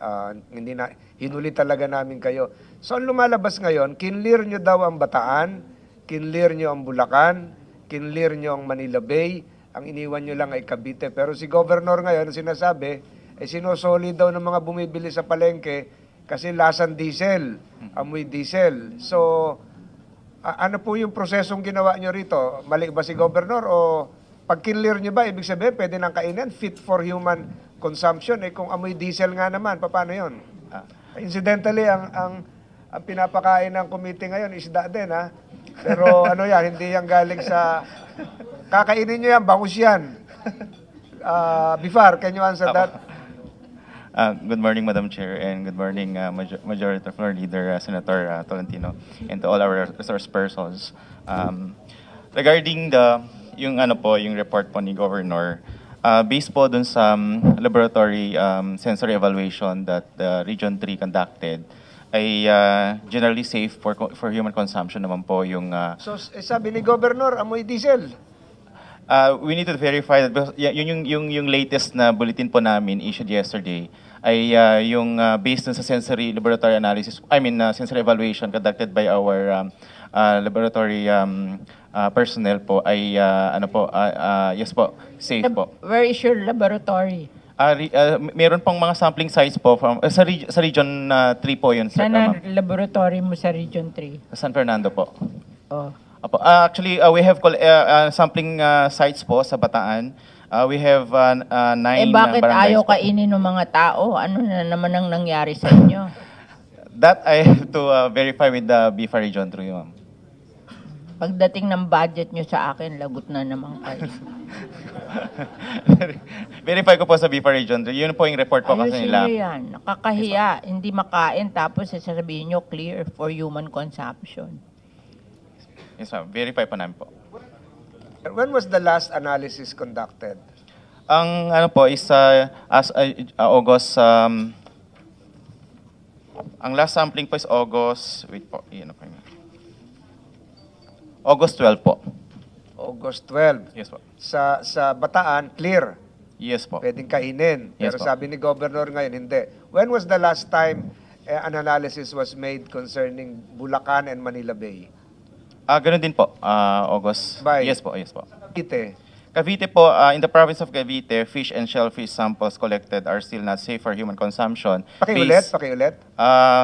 Still not safe for human consumption based on sensory evaluation din po. Alam mo, yung statement nung yan, pati tourism affected, ha? Pati yung pumupunta ng Ternate. Naglalayuan sila, ayaw na maligo doon kasi baka daw magkaroon ng skin rashes. So, ang ibig sabihin, kailan posibleng ma-declare na safe ang Cavite area? Sir, we are continuously collecting samples until such time that yung analysis po natin dun sa sensor evaluation ay pasado po for human consumption. Pero ang problema natin, kahit mag-declare kayo na safe, sa sinasabi ni Governor Garcia sa Bataan, hindi rin makain. Baka pag dineclare nyo sa Cavite, ganun din. We are only depending on the laboratory analysis and the sensory evaluation ang test po. nyo, kainin nyo. Yes po, actually may panelist po talaga kami in the laboratory to do the sensory evaluation po. dapat kayo siguro unang kumain. We do have po yung trained panelists po namin. Actually, yun sila po yun po yung ginagawa nila for the sensory evaluation. Governor, can we ask for another reply from you? Governor Yes. Garcia? Yes, thank you, Madam Dinideclare Chair. ng BIFAR na pwede na raw kainin.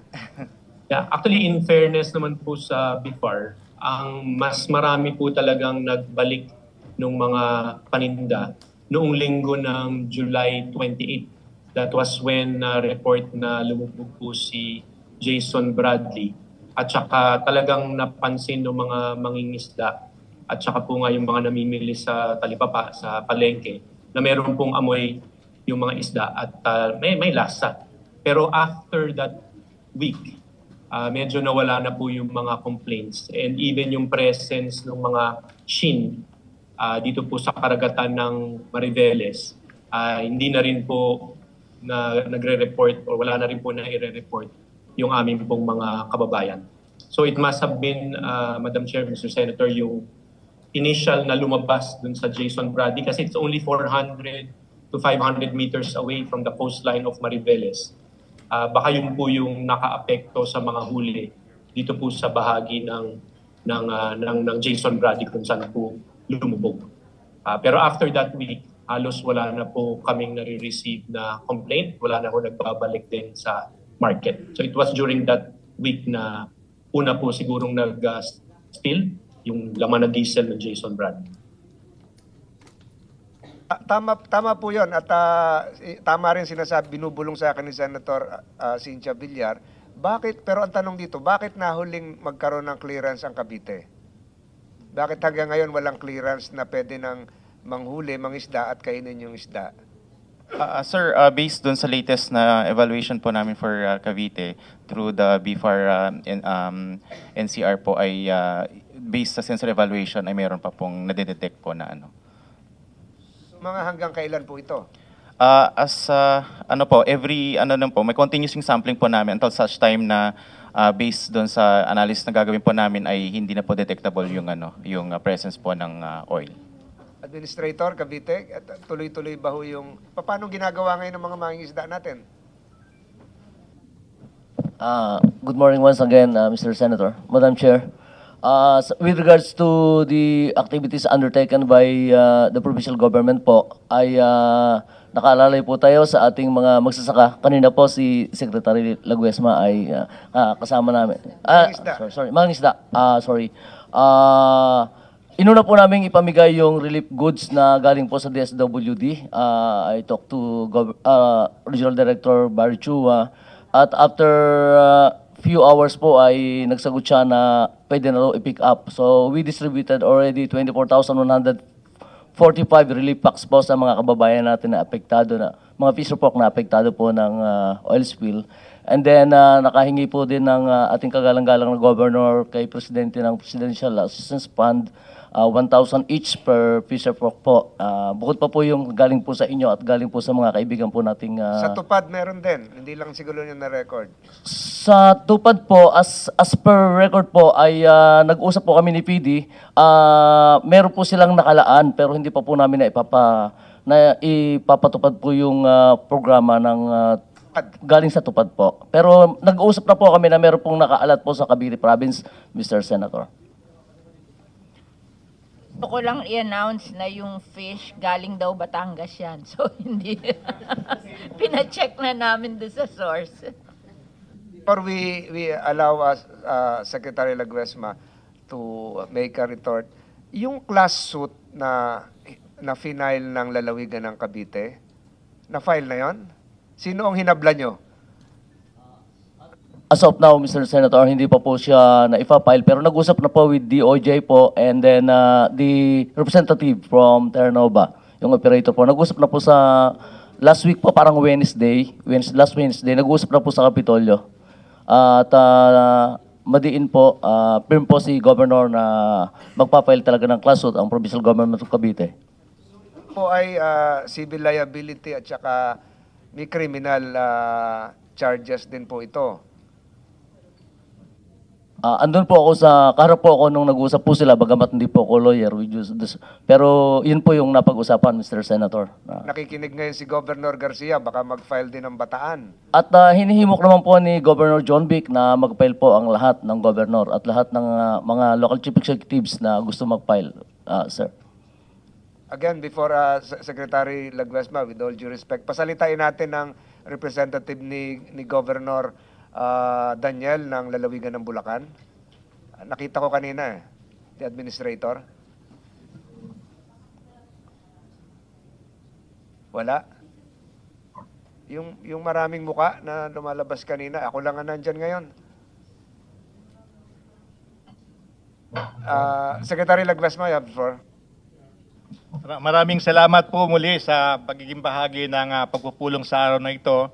Gusto ko po lang ulitin na ang DOLE po ay nakahanda at committed po na magpaabot ng tulong sa pamamagitan po ng programa ng Department of Labor and Employment.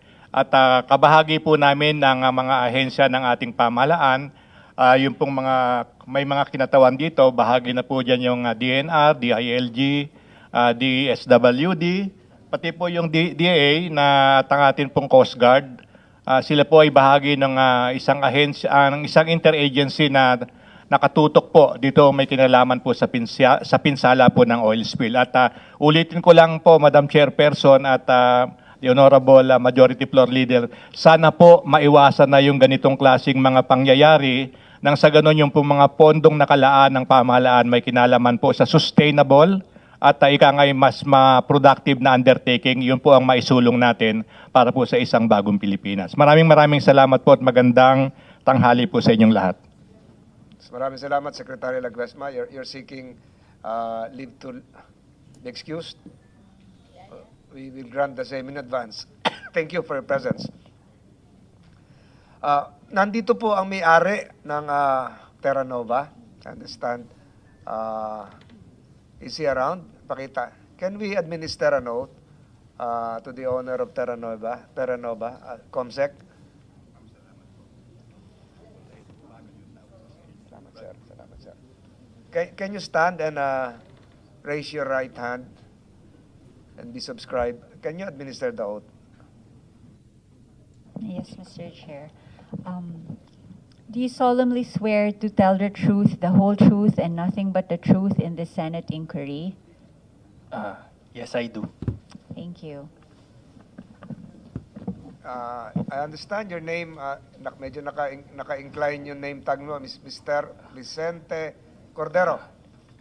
Is that correct? Good morning. You can be seated. You can be seated. I have some few questions. Is Terranova a vessel involved in one? Is Terranova registered? To your knowledge, since you're the owner. Good morning, Your Honor. No po, hindi po siya involved sa mga ganyang activities. No. My question is Terranova registered?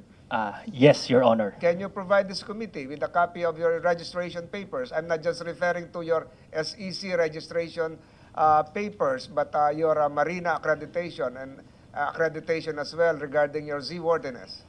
Yes, Your Honor. All of them are submitted to Marina as well. Can you provide this committee copies of the same? Yes, sir. Meron kang dala ngayon? Wala po, but magpo-provide po kami. Bakit ang sabi kanina ng Marina, alamin pa nila kung rehistrado nga kayo, hindi? Your Honor, yung dalawang vessels lang po na iba, which we are not associated, yung binanggit po ng Marina na walang license. Kami po, fully licensed, all valid and current. Kayo po may-ari ng MT Laila Micaela? Yes, Your Honor. Registered? Yes, Your Honor. Can you provide this committee copies of your registration documents? Yes, Your Honor. Kayo po may-ari ng LPGC Alea Luis? Yes, Your Honor, but hindi na po siya LPG tanker ngayon. Ano na po siya? She was converted into an oil tanker already Oil tanker. since sinara na po yung yung terminal dun sa Pasig. But is LPGC Alea Luis registered as an oil tanker? Yes, Your Honor. So once you re-register, from a previous operation, are you allowed to change the name? Yes, Your Honor. Ano But yung previous name nitong... yan na po yung previous name. So Yung hindi kayo nagpalit ng pangalan? naging motor tanker po siya. Motor tanker. Can you provide us again with a copy of your registration documents? Yes, What Your about Honor. MT Eliza Isabel? Is this Currently, she's not in operation. Are you the owner of Eliza Isabel? Yes, Your Honor. Registered? Yes, Your Honor. Provide this committee copies of your registration documents. Yes, Your Honor. Helen Marie, MT Helen Marie. Yes, Your Honor. All fully licensed, and we also have the necessary documents for it. Provide this committee copies of the same. MT Melissa Ray. Yes, Your Honor. Registered or not registered? Registered rin po, Your In Honor. operation, not in operation. Currently in operation in dry dock. In dry dock. Where? Navotas? Yes, Navotas po. What about Jason Bradley? Are you the owner of Jason Bradley? No, Your Honor. We do not own that vessel. Dorothy? No rin po, Your Honor. What about the other vessel involved?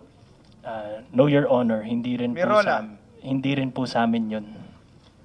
Is it true that Terranova is also is the same company that likewise chartered MT Princess Empress, which sank in 2023? No, Your Honor. You're Iba not po may-ari related nun. with MT Princess Empress? No, Your Honor. We're not related po with Empress, with Princess Empress. Is this your first oil spill accident? Yes, Your Honor, and hopefully it will be the last. During that fateful event, your vessel was seen encircling in an encircling position, and apparently two vessels approached Terranova. Kasama ba itong mga nabanggit kong alin doon ba yung mga lumapit sa Terranova? Laila Micaela, Eliza Isabel o alin? No, Your Honor. Yung lumapit lang po yung mga salvors and yung mga tag-assistance na request namin during that day. Tag-assistance? Yes po, because yung nangyari po nun, when it encountered engine trouble, we asked for assistance sa mga tugboat owners along Bataan to provide assistance to help yung vessel put it to safety. So, meron po kaming tinawagan na isa, si Tug Tivoli, which nagsabi po ng meeting point in 4 hours. So, yun po yung unang meeting point. So, which is north of Corregidor. So, nagpunta po dun yung vessel and habang papunta po doon, nung malapit na po, biglang sinabi po nung tugboat Tivoli na hindi na sila makakarating dahil po sa laki ng alon. So after po nun, since we still need tug assistance, naghanap po kami ng pwedeng mag-assist from dito sa Manila. Ang nag-respond po yung tugboat ni Harbor Star, which is Tug Procyon. Yung meeting point po nun, south of Corregidor. So, pong binabanggit niyo mga series of events, kasagsagan po ng bagyo nito eh. Yes po. So, Admiral Gaban, di ba ho bawal na maglayag pag may ganitong masamang panahon? Bakit lumabas pa sila? Bakit pa kayo nagbiyahe? Bakit pa kayo naglakas loob na bumiyahe? Alam niyo bumabagyo. Tapos, nung kasagsagan ng bagyo, delikado na kayo, nagtawag din kayo ng mga ibang mga barkong tutulong na bawal din po maglayag. Kasi nga may malakas ang bagyo, malakas ang alon. Coast Guard, ano po yung protocol dito? Di ba bawal dapat silang bumiyahe? Bakit pa, binigyan niyo ba sila ng abiso na bawal? At the time they left Bataan, the typhoon signal was not yet raised over that specific area, Your Honor. So they were still allowed to leave. Pero may weather forecast. So Yeah, it was in the northeast at the time. So pwede pa. Yes, Your Honor. So nung tumama yung bagyo, niradyohan na lang sila, balik na sila. No, the following day, yun na yung nag-distress call na sila nung gabi. Yes, Your Honor. But when they left Bataan, they were supposed to go to Iloilo, which was clear. Pero alam natin padating yung bagyo eh. So yung tatahakin nilang lugar, dadaanan din ng path ni Karina. So hindi ba yon dahilan para hindi na sila bigyan ng clearance to sail? I think, Your Honor, if there's one gap that we have to address, it is the regulations that we have now that was made before. So kailangan natin sigurong i-upgrade to reflect the effect of climate change. No. Can Yung I mga intercede? yes, ma'am. The Philippine Coast Guard Memorandum Circular 02-113 on the movement of vessels during heavy weather states in Section 6 says, no vessel of any type or tonnage shall be allowed to sail except to take shelter as the situation may warrant when public storm warning signal number 1 or higher is hoisted within its point of origin, the intended route, and the point of destination. All vessels that are already underway shall seek shelter when any PSWS is hoisted in its immediate vicinity along its route and point of destination. It is the responsibility the ship owner, operator, and master or patron of the vessel on how to seek shelter and ensure the safety of the ship vessels are allowed to leave port only to take shelter and shall depart without passengers and or cargo on board. So this is the ruling. Yeah. Yes, Madam Chair, as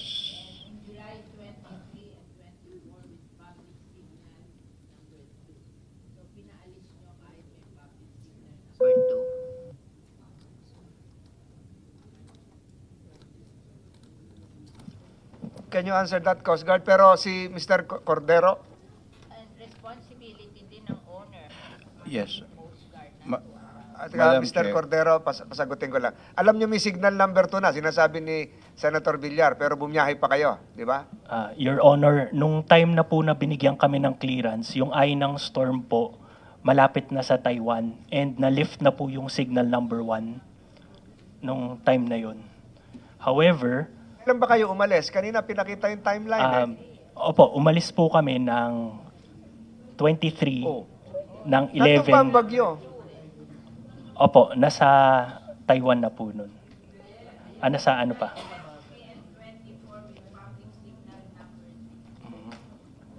Sa Pilipinas pa.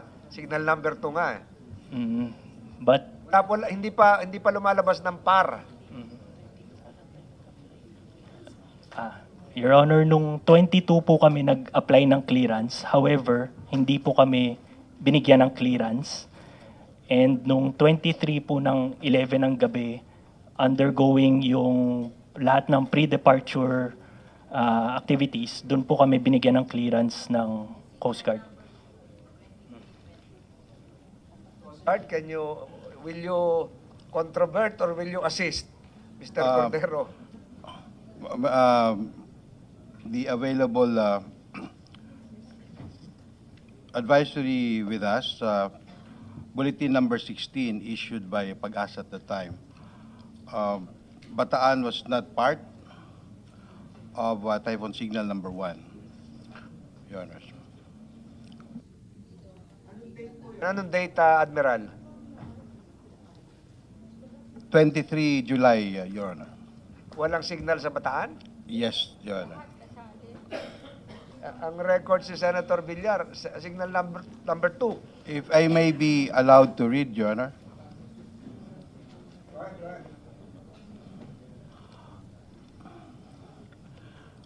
TCWS number 1 was raised over the area of Babuyan Islands, including the eastern portion of Isabela, including Divalacan, Palanan, Makunakon, Dinapige, Tumawini, Ilagan City, San Mariano, Cabagan, San Pablo, Santa Maria, the northern portion of Apayao, including Calanasan, Luna, Pudol, Flora, Santa Marcela, Cabugao, Bella na yan. Yes, because Your Honor, the weather disturbance at the time was northeast.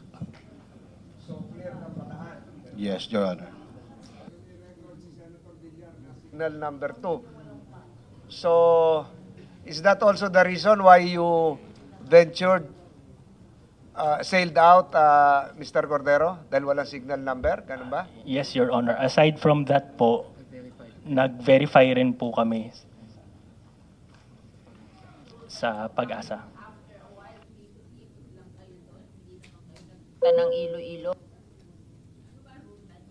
Your Honor, papunta pong Iloilo yung vessel. You were there for how many days? Yes, because Oh. after a few hours po ng voyage, biglang nagpalit yung weather and it O encountered. hindi dapat bumalik kayo sa port. Yun po yung intention until we encountered engine trouble. That's why we asked for tug assistance to help us dun sa Suddenly, securing ng biglang vessel. umalis kayo dahil wala, tapos biglang nagganon. Eh, nakalagay dito, signal number 2 eh. Yes, Your Honor, yun po. So, umikot. Ano ang...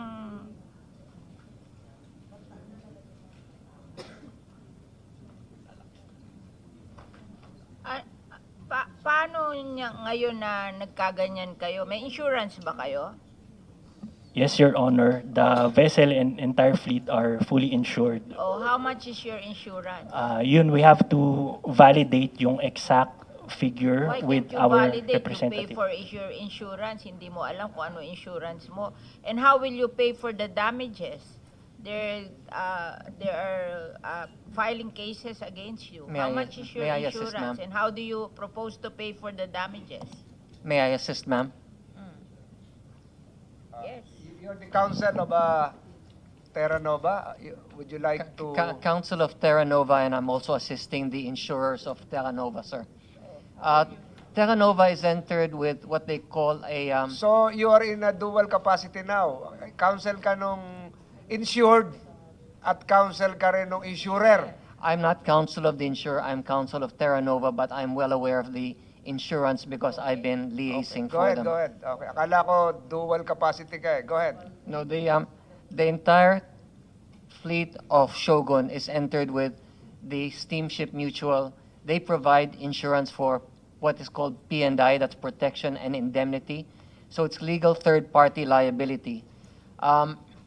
We were also the team, different insurers, but same team that assisted in Princess Empress. And what happened there is the team initially collected... Why are you with Princess? I was also assisting Princess Empress at that time, ma'am. I'm just explaining the liability aspect. Okay. So the insurance helped with the cleanup. They provided experts like sending ITOF. They're filing a case. It's for the fishermen and all those affected by the oil spill. Not in Mindoro. Not in How will you Mindoro. propose to pay for them? The insurers will cover the legal third-party liability. So if there is a case, insurance will respond. How much is your insurance? The limit, ma'am, is it's based on what they call the CLC, that's Civil Liabilities Convention. It became law in the Philippines, sponsored by Senator Manny Villar. The Oil Compensation Fund. The limit there is $6 million for now. If that 6 million for the entire incident, ganon? for that one incident, $6 So, million. pag nag-file ng class suit ang Cavite, $6 million. Pag nag-file din ng class suit ang Bataan, paano yon? Mag-share na lang doon sa 6 million? Once that amount is breached, then it's a question whether the what So, they call the ganito, simple IOPC. natin. IOPC If will Bataan, Bulacan, Cavite, and perhaps Parañaque or Manila would likewise follow the initiative of Cavite, they will all share in that 6 million pie. Is that correct? Yes, sir. Mindoro did not. And we're talking now of, from my initial list, we're now talking of 42,000 fishermen just involving Cavite and Bataan. Yes, sir. Wala pa yung Bulacan and Manila Bay. Yes, sir. So, hati-hati na lang sila doon sa 6 million. To an extent, sir, yes. So, how did you settle Mindoro? I just want to know. Mindoro was a different, how do I say, it's a different situation because there was an oil spill. In this case, there is no oil spill. It's just leakages. The cargo is still intact in the ship. It's 1,400 tons. It's still intact in the ship. And the experts are here trying to... Counsel, we just heard the DNR saying that they were able to recover 700 barrels of oil. Yes, You that's just heard leakage. the governor of Bataan complaining about fish products contaminated with diesel fuel. No denying that there are leakages. But the bulk of the cargo, the 1,400 tons, is still in the ship. And we have experts from Texas, experts from Germany, experts from a company called General Salvage Consultancy. Ulo How nga US to... Coast Guard. So, ibig sabihin, walang oil spill? There is a spill, but it's in the great scheme of things, the 1,400 tons is still on the ship. Baka nahaluan na ng tubig yun, kaya nandun pa No, rin sir, yung intact. volume. Intact, sir, intact. And the challenge is how to get it out safely without causing any more So spills. how will you now describe the... Sorry, if I could complete. How will you now describe the retrieval of the 700 barrels? Saan galing yun? It came from the ship. I said Oh, there yes. was leakage. I'm not denying that there was leakage. But the 1,400 tons is still on board the ship. So there is an oil leakage, Leakage. not an oil spill. We call it a spill when everything spills out. This one is leaks from the little holes in the ship, what they call the valves. 24 holes. Yes, sir. Na-plug muna yung 10 ata, tapos yung 24. With the intervention, of course, of the government, the Coast Guard, Coast Guard was very and others. significant in helping. 24 yung butas. Yes, sir. So kung hindi tinakluban yung butas, wala na natira doon. Lulutang na lang kayo ng kusa kasi magaan na yon. Di ba? Maybe not, sir. So that's still not an oil spill? Sir, I agree with you. You want to call it a spill. Yes, it's a spill, but it's, in the great scheme of things, it's oil that leaked from the cargo tanks, yes. It's a spill. I was asking how you settled Mindoro, and you said it's different. Mindoro is different from Bataan and Cavite. What's the difference? The Philippines is a signatory to what they call the Fund Convention. That is when there is the black product, and Princess Empress spilled black product from her cargo tanks. And that is when the IOPC, that's International Oil Pollution Commission, the fund kicks in. And that is significantly more than the money available from the insurance. But they have not yet, that has not kicked in yet because the, and it probably will not kick in for the time being.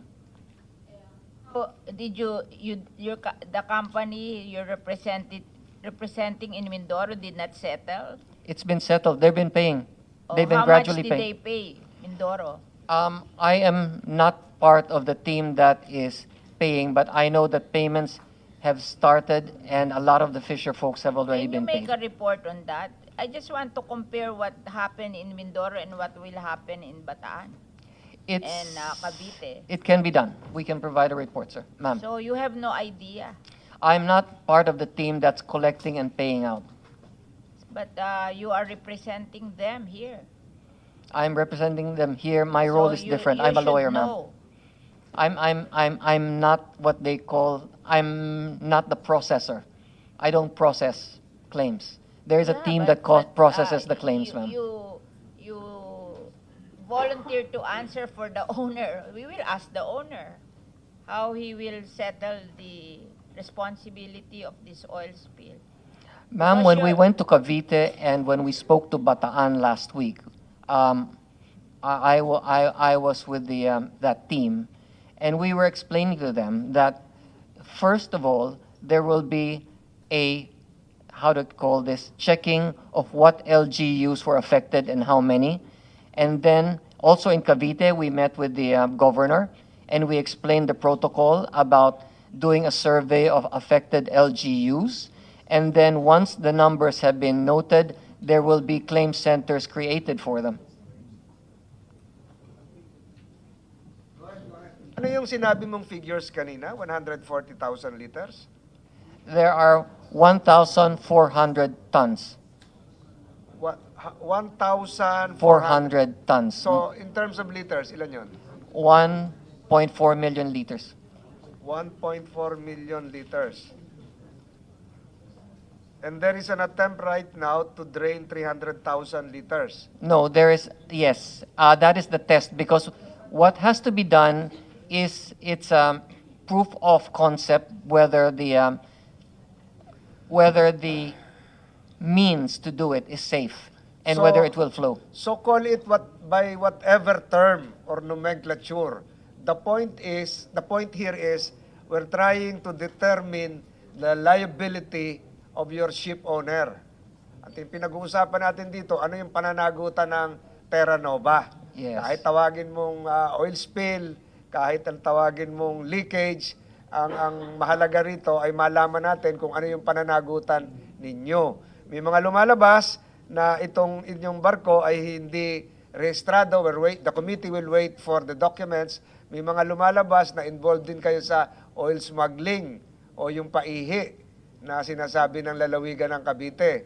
That has to be determined. Pero kung totoo yan, mas malaki yung pananagutan ninyo. It is not just about the convention, the CLC, which you mentioned a while ago, but your greater liability in terms of revenue collection, tax evasion, etc., etc. Not to mention your seaworthiness. So, we'll skip you for a while and we'll proceed to Marina. Ma'am, sinasabi nyo kanina wala kayong records?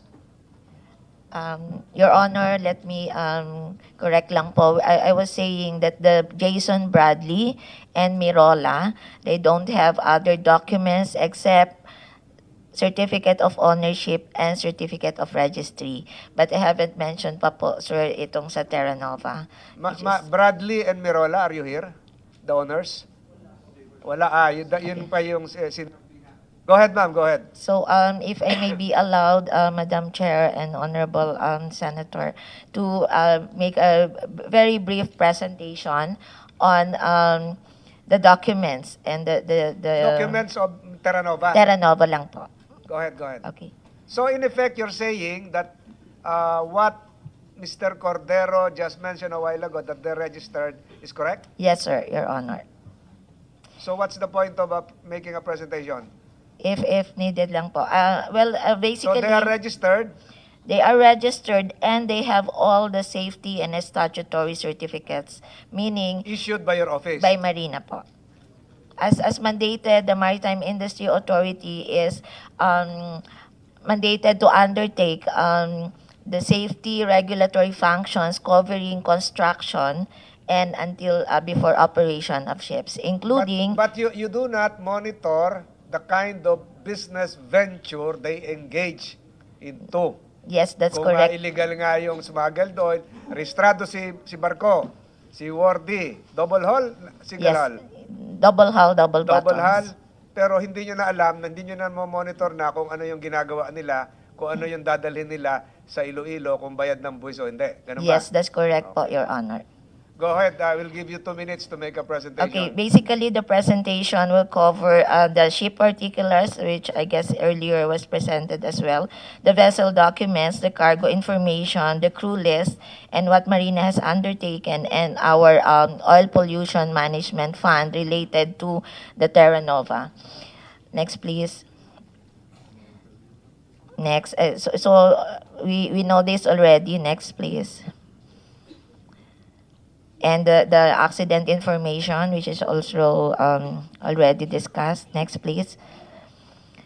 So we reiterate that the Terranova is owned by Shogun Ships and under the ship management of Portavaga.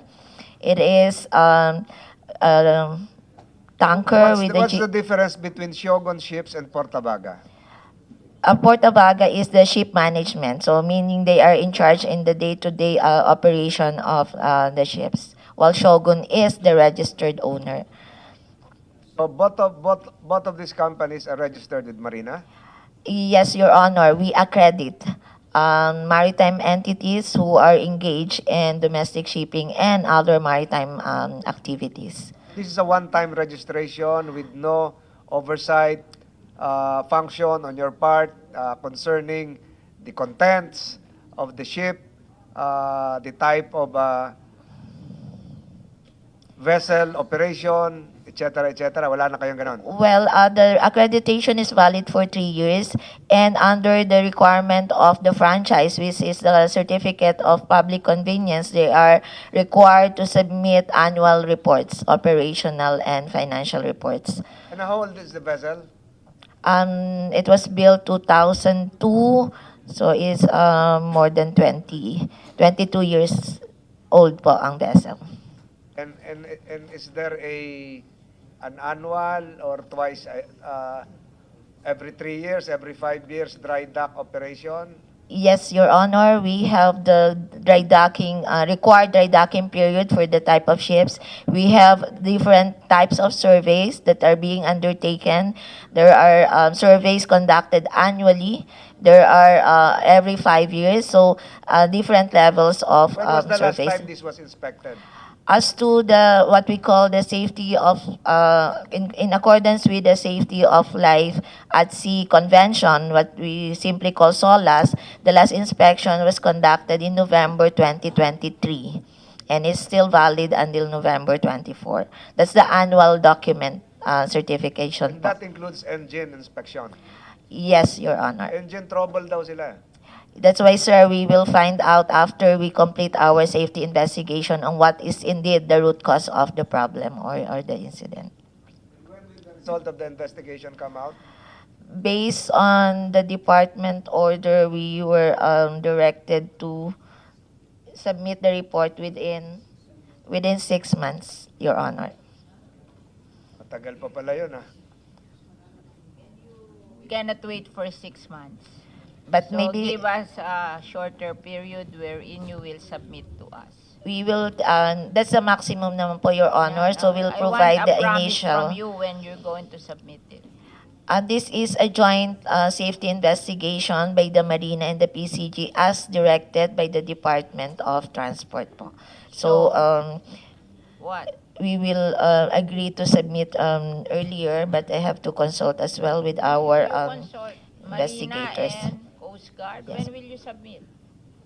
Because we cannot wait for 6 months. We will not be here after 6 months. We are just suspending the investigation, so you have to submit earlier. Based on our information from our investigating team, and I guess with the concurrence of the Philippine Coast Guard, we can complete in 2 months. 2 months time. Po, That's the fastest. yes, Your Honor, because we have to check as well and we know the vessel is still underwater, and we are conducting all areas of the the investigation, so we don't leave any stone unturned. Ang latest news, may So, aakyat na siya. can I intercede? We will go on break September 27, so we have to have the hearing 1 week before September 27. So you have to submit before That is well noted po, Madam Chair. Thank you. September, ano yun? 20, the week before September 27 minus 7, September 20. Well noted po, Madam Chair. So, if I may continue po the very short presentation. Go ahead. So, as we can see, the Terranova has a valid certificate of public convenience that is the authority to operate. In short, it is the franchise that we have given to Tanker Terranova. We skip with the ownership registry. As to the safety documents, we refer to the Safe Manning Certificate, the Cargo Ship Safety Equipment Certificate, next please, the Cargo Ship Construction Certificate, Stability Certificate, and Load Line Certificates. These 5 safety documents are all valid as of the time of the incident. And as earlier mentioned, stability and load line certificates, these are the basic documents after construction. are being endorsed every 5 years and to check if it's still valid and in compliance with the existing standards and rules and regulations. And as to the insurance, we are also requiring any tanker ships that are given the franchise to always submit and have a valid civil liability cover. So we are also monitoring the CLC or the certificate, the civil liability certificate. And as mentioned, it is covered by the steamship mutual. The policy is valid from February 24 to February 25 with this limit of liability. As to the ship station license, more on the communication equipment on board the ship. Next, please. As to the cargo information, the total tank capacity based on the capacity plan is 1.655.564, and the actual volume of cargo loaded based on the cargo statement provided from the port of loading is 1.468896. And the departure port is the SL Gas Harbor Bulk Terminal in Limay, Bataan, and the destination is the Petron Port in Iloilo. Next, please. These two slides is just a list of all the crew, officers and crew of the ship. We have 17. But in, Yes, Your Honor. May namatay po, di ba? Yes, sir. There's Alin one. po yung namatay dito? Anong posisyon niya? Sino siya dito? Number 3, second officer. Second officer. Mr. Alvin Llandelar. Natulungan na kaya ito ng Terranova? Ano bang? Good morning, Your Honor. Good morning, Madam Chair. You're Yes representing Terranova? I'm representing Portavaga Ship Management Portavaga. po. The crew and officers po are under Portavaga po. Oh, so ito namatay, ano ho ang tulong na naigawad nyo na sa kanya? Lahat po simula nung Anong pangalan nung namatay for the record? second officer Alvin Llandelar, sir. Cause of death? As per the asphyxia by drowning po. Nalunod siya doon sa loob. Ano natulong niya na po ng Portabaga? Hindi po siya nalunod sa loob po. Nag-missing po siya, tapos nakita na lang po siya the next day. Sa loob din ng barko? Hindi po. As per report ng PCG, natagpuan po siya sa waters of Navotas. From Limay, Bataan hanggang Navotas, palutang-lutang siya? Is that, yes, Admiral? Thank you, sir. The victim was actually found, because during the conduct of search and rescue operations, we dispatched 2 rigid hull boats. Sa lakas ng alon, nag-capsize po. Yung isa. Yung pasyente, nakita po yun the following day na natrap doon sa isang rigid hull inflatable boat ng Coast Guard na nag-capsize. Still in the general vicinity of the... So hindi siya namatay because of that incident. Namatay siya doon sa Na-drown after po a siya. rescue operation. Nung nag-abandon ship sila,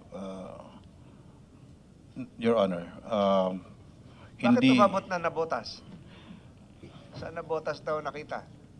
The report which reached us at mid pictures, doon siya nakuha sa ilalim ng... Kasi tumaob po yung rigid hull natin sa lakas ng alon during the conduct of rescue. Doon po siya nakita sa loob. The following day, nung in-upright natin yung tumaob natin. Opo. I'm not a doctor, sir, but nung nakita po siya na natrap sa ilalim ng boat natin, ano na po siya? Wala na po siya. Coast Guard. Opo. Yung ginamit po sa rescue operations, nag-capsize din po yon sa lakas po ng alon. It was nighttime. So, hindi po namin na-recover that night or that dawn. Walang signal number 2. Lahat ng boat nagkakapsize. Ano ba yan? Bakit Then, yung binigyan ng permit na mag-sail? Sabi nyo, walang storm signal. Tapos ngayon, lahat ng boat, sasabihin nyo, nagka-capsize. It was the issuance of Pag-asa, Your Honor. That's why we suggested and we recommended actually that maybe with the effects, with these new weather patterns, maybe it's also high time for us to also adapt our regulations with maybe effects of climate change. Hinatak po ng habagat, ng bagyo yung habagat. Naghatakan po sila. So there was unusual weather disturbance at the time. Pero yung namatay po, Your Honor, doon po nakita yon sa craft, sa small boat po ng Coast Guard.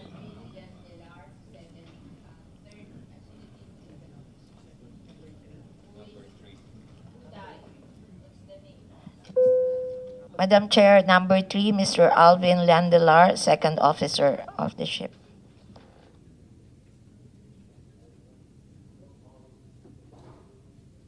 Sagot ako ng Portabaga. Ano naitulong niya na sa pamilya ni Alvin? Simula po na natanggap po namin yung body ni Alvin, magkasama na po yung company namin at saka yung family ni Alvin. Inasikaso po namin, lahat po ng request ng family po binigay po namin hanggang na-cremate po siya at dinala rin po namin sa family nila sa province po, sa Bicol. Right now po, lahat po ng mga ibang remaining benefits po ay pinaprocess na po ng office. Yan, kanina nandito ang DOLE Secretary na nabanggit nyo sana yan. So yung iba naman, na safe naman lahat yung iba, walang...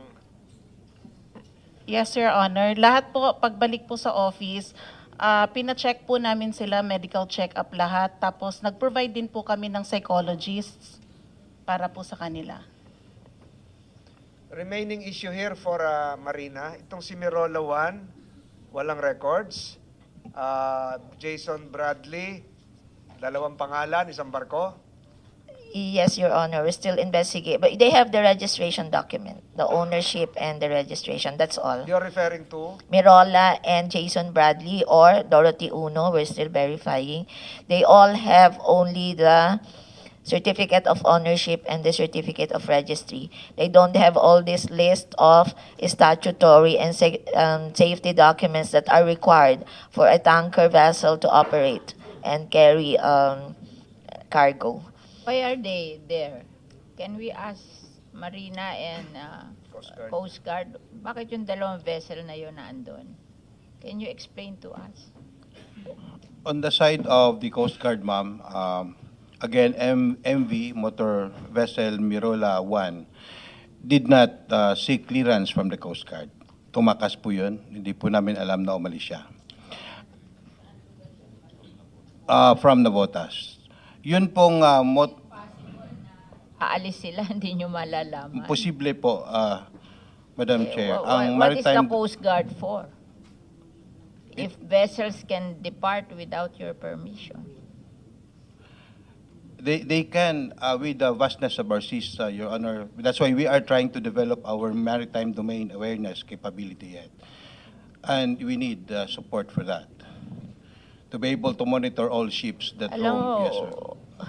sa katulad namin, hindi kami naniniwala na makakaalis without your permission. Siguro pinabayaan nyo din. We are investigating, Your Honors. The and we other will provide. one. The other one. The other one was actually on anchor. Hindi rin po yun nag-seek ng departure clearance. So, Nasa anchor lang po siya.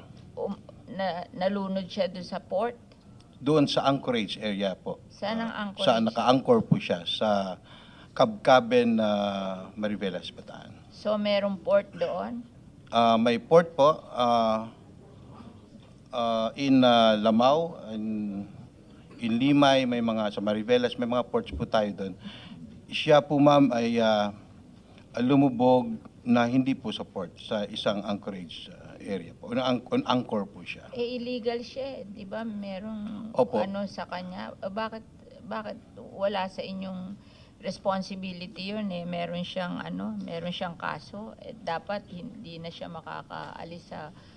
Dapat na-confiscate nyo na, di ba? May kaso Ma'am, siya. if the case po is customs related po, we work with Bureau of Customs. We support them. Yeah. May case siya eh. Ba't hindi nyo alam? Can I ask a follow-up Yeah, question? yeah. Coast Guard, di ba nung January 31, 2023, yung mga crew members ng Mirola nahuli nyo? For oil theft, yung paihi. Tsaka itong isa rin. That's the object of investigation now, Your So, Honors. nahuli sila. Yung po bang crew ng Mirola, yung pa rin yung crew nila ngayon? We are yet to have conclusive information on that, Your Honor. It appears that semblance of laxity, negligence, is really prevalent in our maritime industry. Hirap na kami kahapon. Pinasa namin yung Archipelagic Sea Lanes Law. 18 years in the making. And yet, within our turf, within our jurisdiction, tayo na yung may mga pagkukulang dito. And these are mere administrative and bureaucratic details that we have to strengthen. So it has nothing to do with the laws that we have established, Madam Chair. I think we will have another hearing. We would be requiring the presence of the owners of Mirola and Jason Bradley, aka Dorothy 1, para mas maliwanag ito. And if we can ask Marina, prior to that meeting, as requested by the chairperson, that you submit even a preliminary report out of the investigation that you're conducting right now. Huwag naman 6 months. Di ba? 6 months is too long. Baka marami ng bagyong dumating uli. We really need to rectify some of our weather forecasting notices, how to connect this with real-time sale clearances, as well as some of our insurance liabilities coming out of the CLC. So, siguro DOJ, from the existing legal frameworks that we have right now, is there a need to improve more CLC, or tama na yung... Kasi paulit-ulit lang ito eh. Sisisihin natin yung bagyo. Sisisihin natin yung lack of seaworthiness ng vessel. Sisisihin natin yung lawak ng ating karagatan. Pero kagaya nung sinabi ko kanina, baka state-induced ito eh. Masyadong maluwag tayo, kaya nakakapaglayag sila. Naiiwasan pa yung pagbabayad ng tamang buwis. May mga maliliit na barko, lumalapit doon sa malaki para to siphon the content of the vessel. Hindi pa magbayad ng buwis. Ano nakikita nyo, DOJ? Kasi sigurado ipa-file itong class suit dito. Thank you, Your Honor. Madam Chair, with respect to the question of Sen. Tolentino, Louder. And then Pamalakaya, nandito ba kayo? Kayo yung next. yeah, improvements can still be made, Madam Chair. We have a law in place with respect to compensation for oil pollution damage, Republic Act 9483. And under this law, tankers are required to maintain insurance, because otherwise, if they don't maintain a valid insurance, it would be considered an offense and they would be fined under RA 9483. So any pollution damage would be covered by their insurance. And Attorney Del Rosario also mentioned that if it exceeds the coverage of their insurance, then it can be covered by the fund convention. Mr. Chair, we are also a party to the 1992 fund convention, which is being administered by the IOPC. So, but we are not a party to the supplemental protocol to the fund, which can give us a bigger compensation, Mr. Chair. So that's something that the Philippines can do to be a party also to the protocol, the supplemental Nakakuha na ba protocol. tayo dito sa fund convention? Yeah, Alin na yung sample na nakakuha tayo? Has there with been an respect instance? to the Mindoro oil spill. Mindoro oil spill, yes, nakuha because tayo. it's really a big oil spill, Mr. Chair. They were able. Natin doon? The DOJ is not part of the Yung actual processing. actual payment made to the fishermen. Yes, they filed their individual claims with the IOPC. Na-recover na? Nakakuha na? Yes, I think initial payments were already made because babayaran po yan sila lahat and then i-adjust later on kung kulang or sobra, Mr. Chair, based on the limit of liability provided in the 42,000 fund. fishermen yung kinukompute ko kanina eh. 42,000 fishermen and counting. Yes, so pwede po sila mag-file ng individual claims nila with the insurer of Terranova, Mr. Chair. Actually, there's no need to go to court. Mag-usap lang sila and file their insurance claims. Hindi na kailangan actually umabot pa sa court. Can you assist our fishermen? Can the DOJ assist? Pwede Kasi yung naman, mga mangingisda natin, hindi naman alam kung saan Your pupunta Honor. yan. Yung mga tiga-naik, paano pupunta yan sa mga insurer? Malayo, hindi nga namin alam kung saan ang opisina nitong mga insurer. You're raising your hand. Sir, Bigay mo as I yung was- address or yes, what? if- Bigay mo yung telephone number mo ngayon, marami magte-text sa'yo. Sir, what I was Bago going to tayo say mag-adjourn, is, mag-suspend. like in Princess Empress, claim centers were created in the affected LGUs. That's what I was trying to say earlier. And the same Meron na process ba will be ngayon, sir? done. Meron na ngayong claim centers? At the moment, all efforts are in the recovery to make sure that no further oil spills. After that is done, the claim Very centers will good. be... You mentioned the word oil spill. Kanina, ayaw mong banggitin. Gusto mo oil leakage. I congratulate you for that. I take the That correction, is not a slip sir. of the tongue. I stand You're very truthful. corrected. Thank you, sir. There will be claim centers. Yes, sir. Can you coordinate with the governors para mas madali? We did, sir. We did in Bataan last week. We did in Cavite last week. They know. We have not been to Bulacan. We will. And also Pampanga. Can you give us a brief overview? Tigma magkano natanggap sa Mindoro ng mga mangingisda? Sir, the way they do it is the average catch per day times the number of days that they could not fish. That is the adjustment. And then there are the secondary claimants, like the people who sell in the fish market who are unable to sell. And then there are also a third level, yung mga tricycle drivers who are affected. So basically, it's a very scientific study, sir. So given this experience, who will assist on the part of the government, DOJ? Mr. Chair, actually, if you take a look at RA 9483, because I know the Department of Transportation is also here, the one who issued the implementing rules and regulations for 9483 is the Department of Transportation, and the manual for the procedures for the enforcement of claims, as directed by the law itself, is the Department of Transportation, the one who would make this manual, Madam Chair and Your Honor. The OTR, USEC? Yes. Pwede bang ilahad mo to? Baka may mga gusto na mag-claim ngayon ng mga mangingisda? Saan sila pupunta? Meron pong Oil Tanker Pollution Coordinating Committee of the DOTR. Kasama po rito ang Marina at ang Philippine Coast Guard. Kami po ang nagko-coordinate and communicate the appropriate mechanism relative to the compensation for oil pollution damage under Republic Act 9483 to implement the 1992 conventions po. Yun nga po, given that the Terranova incident involved a tanker, yung Oil Pollution Compensation Act of 2007, implementing the 1992 Civil Liability Convention and 1992 Fund Convention applies.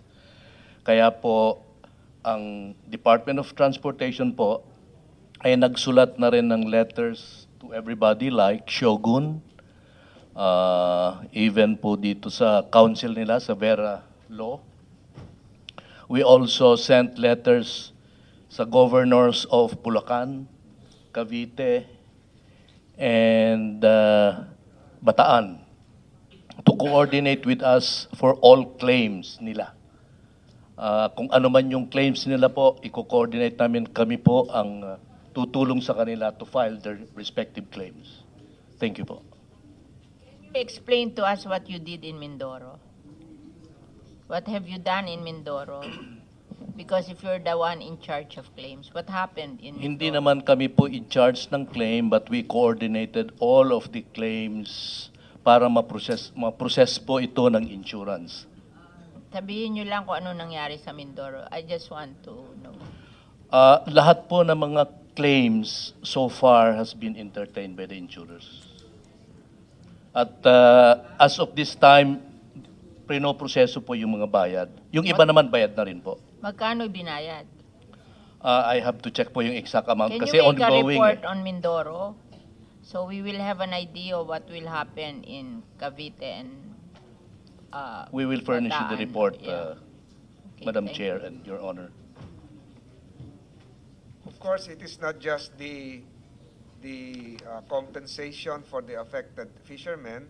DNR, you're still listening, DNR can still seek to be compensated for the environmental cleanup costs. Ginawa na po natin to. Yung kanina sinasabi nyo na 700 barrels na paglilinis, yung i-reprocess, pwede pala kayong maningil din dito.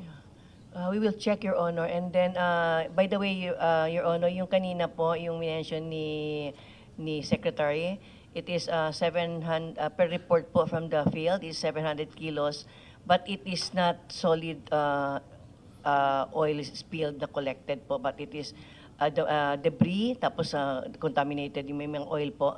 So yun ang na-collect. And then for the siphoning, wala pa pong report. So the siphoning will be separate. Ano po. And then the same with in Calabarzon, yung 60, I think it's 65 drums.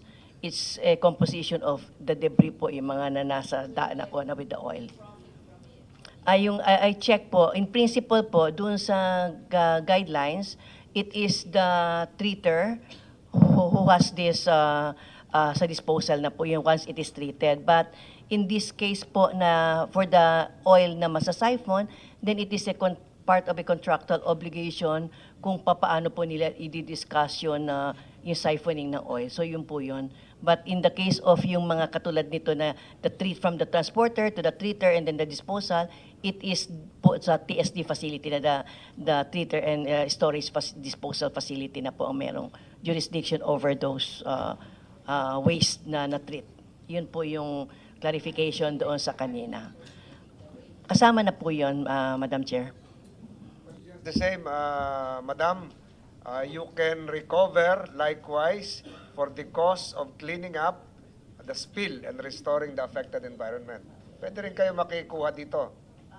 We'll put that po to the Secretary on the table para kung paano yung ways on how to access this fund, Your Honor.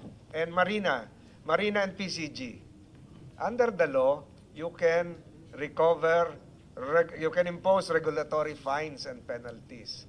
Anything in the offing right now while you're investigating?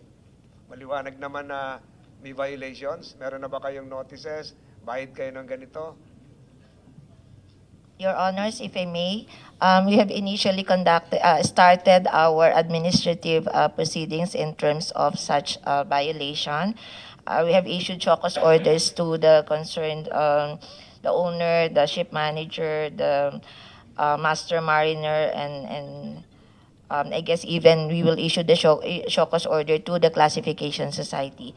That is parallel with the maritime safety investigation that we are doing, as well as have also issued an order for the fact-finding investigation for the accountability of marina officials and personnel as a standard procedure.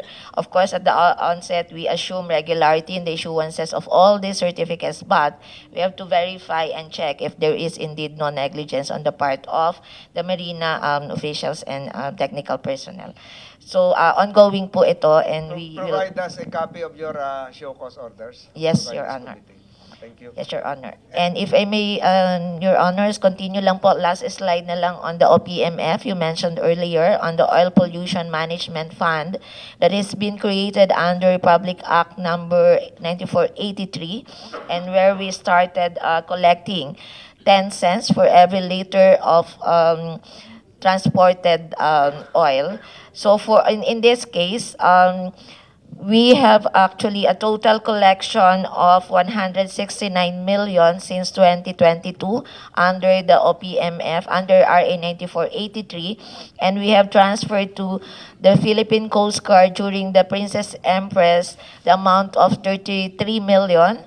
And immediately after the incident, we have issued our OPMF committee resolution approving the release of 50 million for the Terranova incident, and to be the purpose of the OPMF is basically immediate containment and cleanup operation that is being or to be conducted by the Philippine Coast Guard, as well as research, enforcement, and monitoring activities by the PCG, Marina, PPA, and DENR, DOE.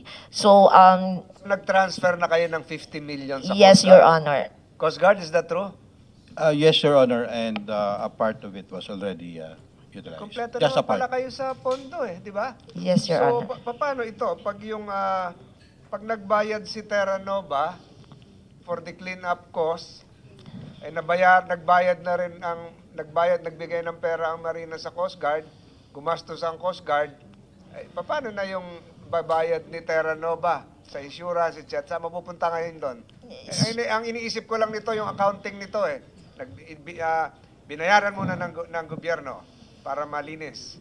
Tapos eventually makakatanggap naman, magbabayad ang Terranova or the insurance company. So paano ang accounting nyo nito?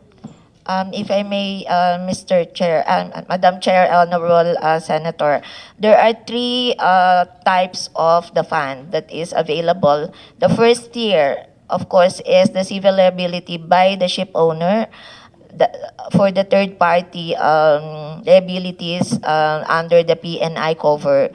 This fund under 9483 is fund for the immediate response by the Philippine Coast Guard. And under 9483, this fund should be replenished upon reimbursement of these expenses either from the CLC or the second tier, which is the IOPC fund.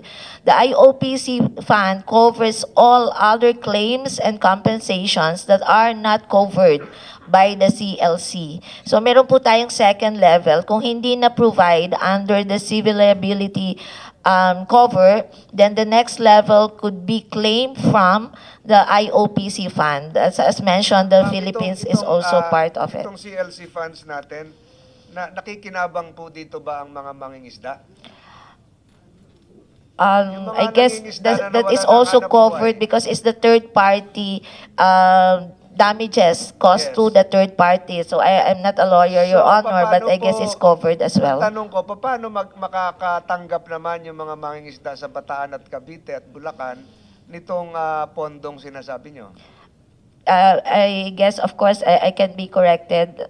I guess these are covered under the claim center to put all this together. Kasi we need also to submit supporting documents to IOPC for any claim. So, ito pong OPMF is on the part of the government para mabilis po may pondo tayo to really address containment, mitigation, and immediate cleanup. So, clean up lang ito? Apo. Third party po, hindi po covered sa OPMF. It should be covered by the CLC, and any excess that are not covered or provided by compensation by the CLC, we can still claim under the IOPC. So yun po yung second tier in terms of the compensation. So kumbaga may cover naman po. Hindi naintindihan po yan ng mangingisda yung kung ano-ano yung Apo, I guess yun po yung kasama dun, sorry to interrupt, yung covered po dun sa claim center kasi para po ma-explain sa kanila ano yung mga pwedeng mabayaran at paano babayaran. Can all the government agencies here present, can you come up with one good messaging communications plan at mga mangingisda na apektado ng oil spill ng Terranova. Kung kayo po ay naapektuhan, tumawag po sa numerong ito o pumunta sa ganitong tanggapan para madali lang po. Kaysa itong komplikado na ho itong mga Resolution 2 of 2024-0776, punta sa insurance, baka hindi na ho maintindihan niya ng, pwede namang i-text blast nyo na lang yan. Attorney, you want to add something to the fund or you would like to clarify?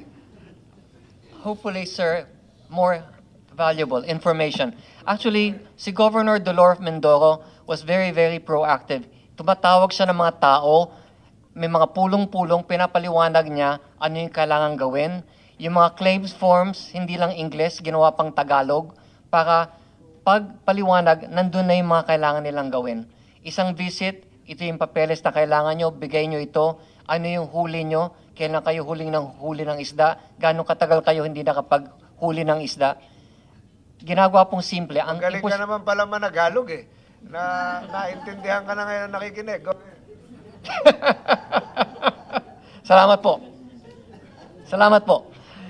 So, ganun po. Kailangan lang po, pag may class suit po, hindi ko kami makakaset up ng claim center. Kasi syempre may away. Pero pag may claim center, nandun na lahat, mapapaliwanag sa mga tao, sa mga mangingisda. Salamat po. Yusek Calipe, anything to add? And then we forgot to recognize Miss Annabel as Cavite. Walang grupo ho ng mangingisda dito. We'll be inviting Oceana. Take note, Committee Secretary, Nandito, Oceana. Oceana, nandito pala. Oo, hindi ko kayo napasalita. We'll give you 5 minutes or 3 minutes. And then we'll be inviting the owners of Mirola as well as Jason Bradley, alias Dorothy. But before we suspend, Office of Civil Defense, Committee Secretary, andito pa? Oo. So, 3 minutes each before we suspend. In the following order, we recognize Yusek Calipe, the representative from Cavite, Oceana, and then OCD, in that order. Yusek Calipe, you're recognized. Yes, sir, it's Kahipe po. Ay, Kahipe, sorry, sir. my eyeglass is moving. Yes, sir. So, Madam Chairperson. Ako na nanangalian. Yes, sir. Honorable Senator Tolentino, sir, just to provide the DSWD response interventions po in relation to the oil spill. So, as of today, we have provided 36,145 family food packs, and this is amounting to 25,087,399. The 36,145 family food packs have been provided 5,000 for Limay, Bataan, 6,000 for Mariveles, and the remaining 25,145 were distributed to the fisher folks from the coastal areas of Cavite, which includes the cities of Bacoor and Cavite, and the municipalities of Kawit, Noveleta, Rosario, Tanza, Naik, Maragondon, and Ternate. We have also provided financial assistance to 6,588 beneficiaries in Cavite. This is amounting to 19,771,000, sir.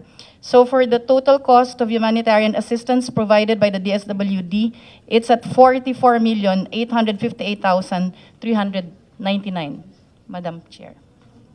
The committee notes your report. Then we have Oceana. Ma'am, Thank you very much, can you Senator. identify yourself? Yeah, For record I'm Gloria purposes. Esenso Ramos, Vice President of Oceana, and I'm willing to share my time with Jeff Chua, campaigner of Greenpeace Philippines. We worked together. When this happened, there was a double whammy, actually, because we could not even contact our partners in the coastal communities. They were reeling from the impacts of typhoon. And what we did, and we're thankful to Greenpeace, we went to the area in Hagonoy where there was really an oil spill, as witnessed by Greenpeace and also the residents in the area. We would like to point out that we really need transparency.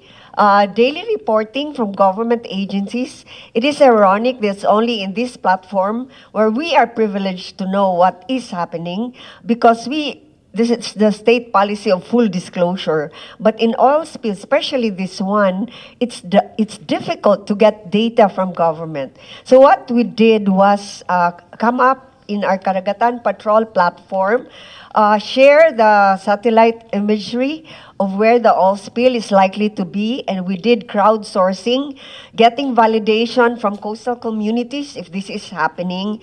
And we also intend to work with our CSO partners, and I hope government will join us in having a compliance audit on how government is doing its job. It's tupad at sapat. We like that, Senator Tolentino. Kailangan magtulungan tayo. Ang mga stakeholders, NGOs are more than willing to help. And of course, gusto natin wala nang oil spill mangyari, but it really requires us to change our mindsets. We have to move forward towards a fossil-free future. In those ecologically sensitive areas, kailangan baguhin natin yung regulations on the transportation of hazardous substances, toxic substances like oil. Manila Bay is an ecologically critical area. It's a sardine spawning ground. There are marine sanctuaries there, fishery sanctuaries, and and our residents are really suffering from the displacements caused by reclamation, unplanned coastal developments apart from pollution, overfishing, and illegal fishing. Kailan natin babaguhin yung ating mga pamaraan. And I can't help but also mention that we don't feel safe when we know that the Coast Guard does not have any idea which ships leave the ports. We now have vessel monitoring devices. I'm wondering why these are not required for all fishing vessels para naman alam natin kung saan pumupunta at kung umalis sila na walang paalam. That's all po. And I hope we can give also the floor to Jeff Chua of Greenpeace, Senator. Thank you. We'll give you an equal time of 2 minutes, Jeff Chua. Thank you, Senator. And with the indulgence of the chair, we have submitted our position paper on the matter. So this contains all of our points, but I wanted to point out an essential element that wasn't discussed as much right now, which is the liability of the charter. No, I think it's important to note that there is serious concern that the same charter was implicated in the Terranova oil spill.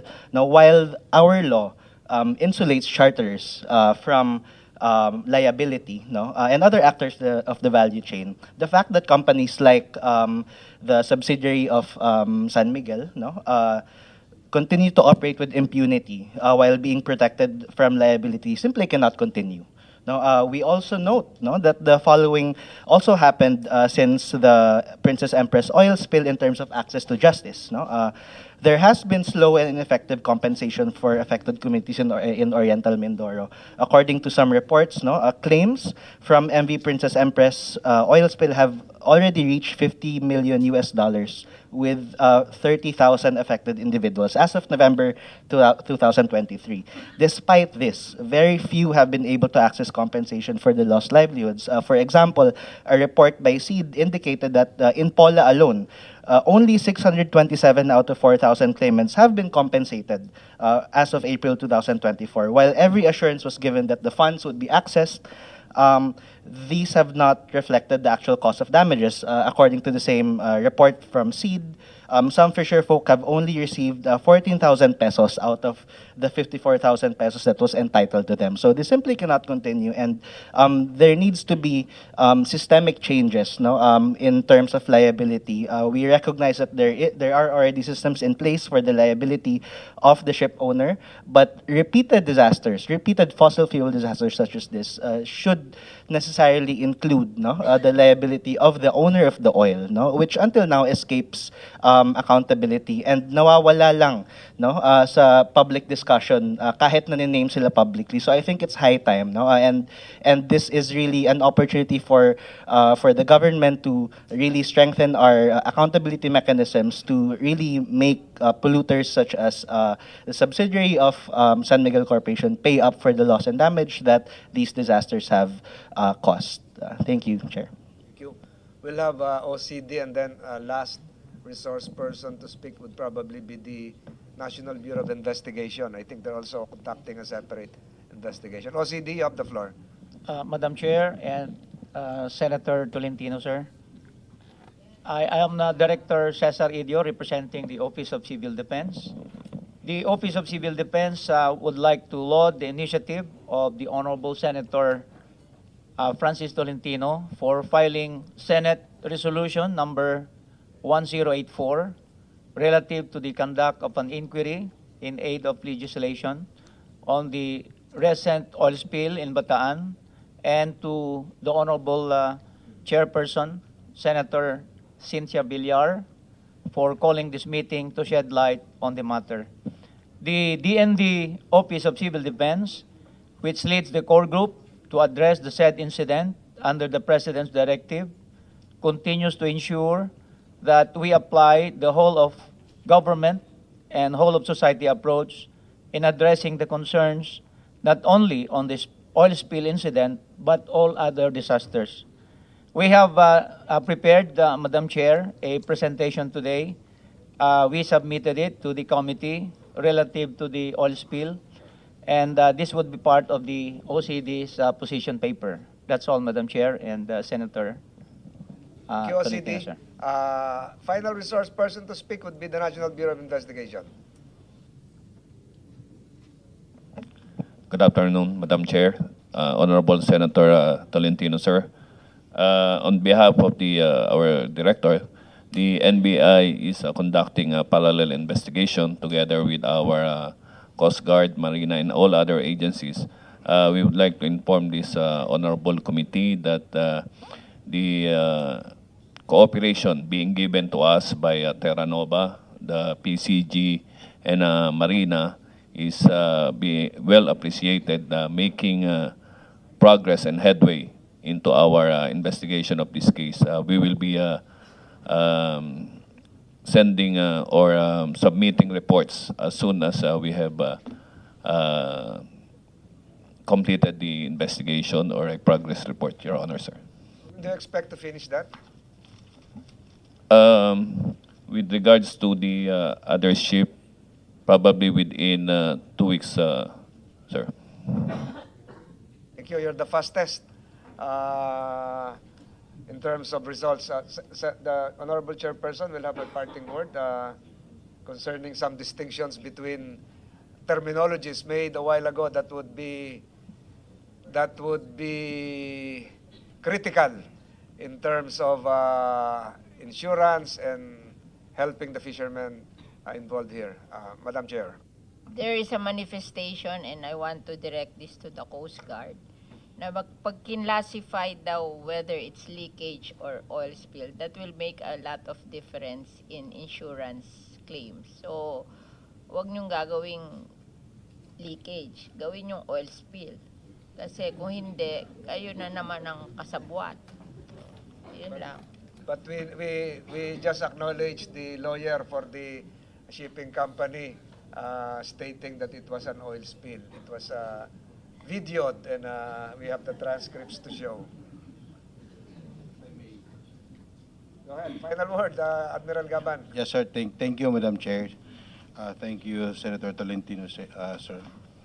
As regards the semantics, I think it was not us who complicated it, but we take note seriously, ma'am, your thoughts on this.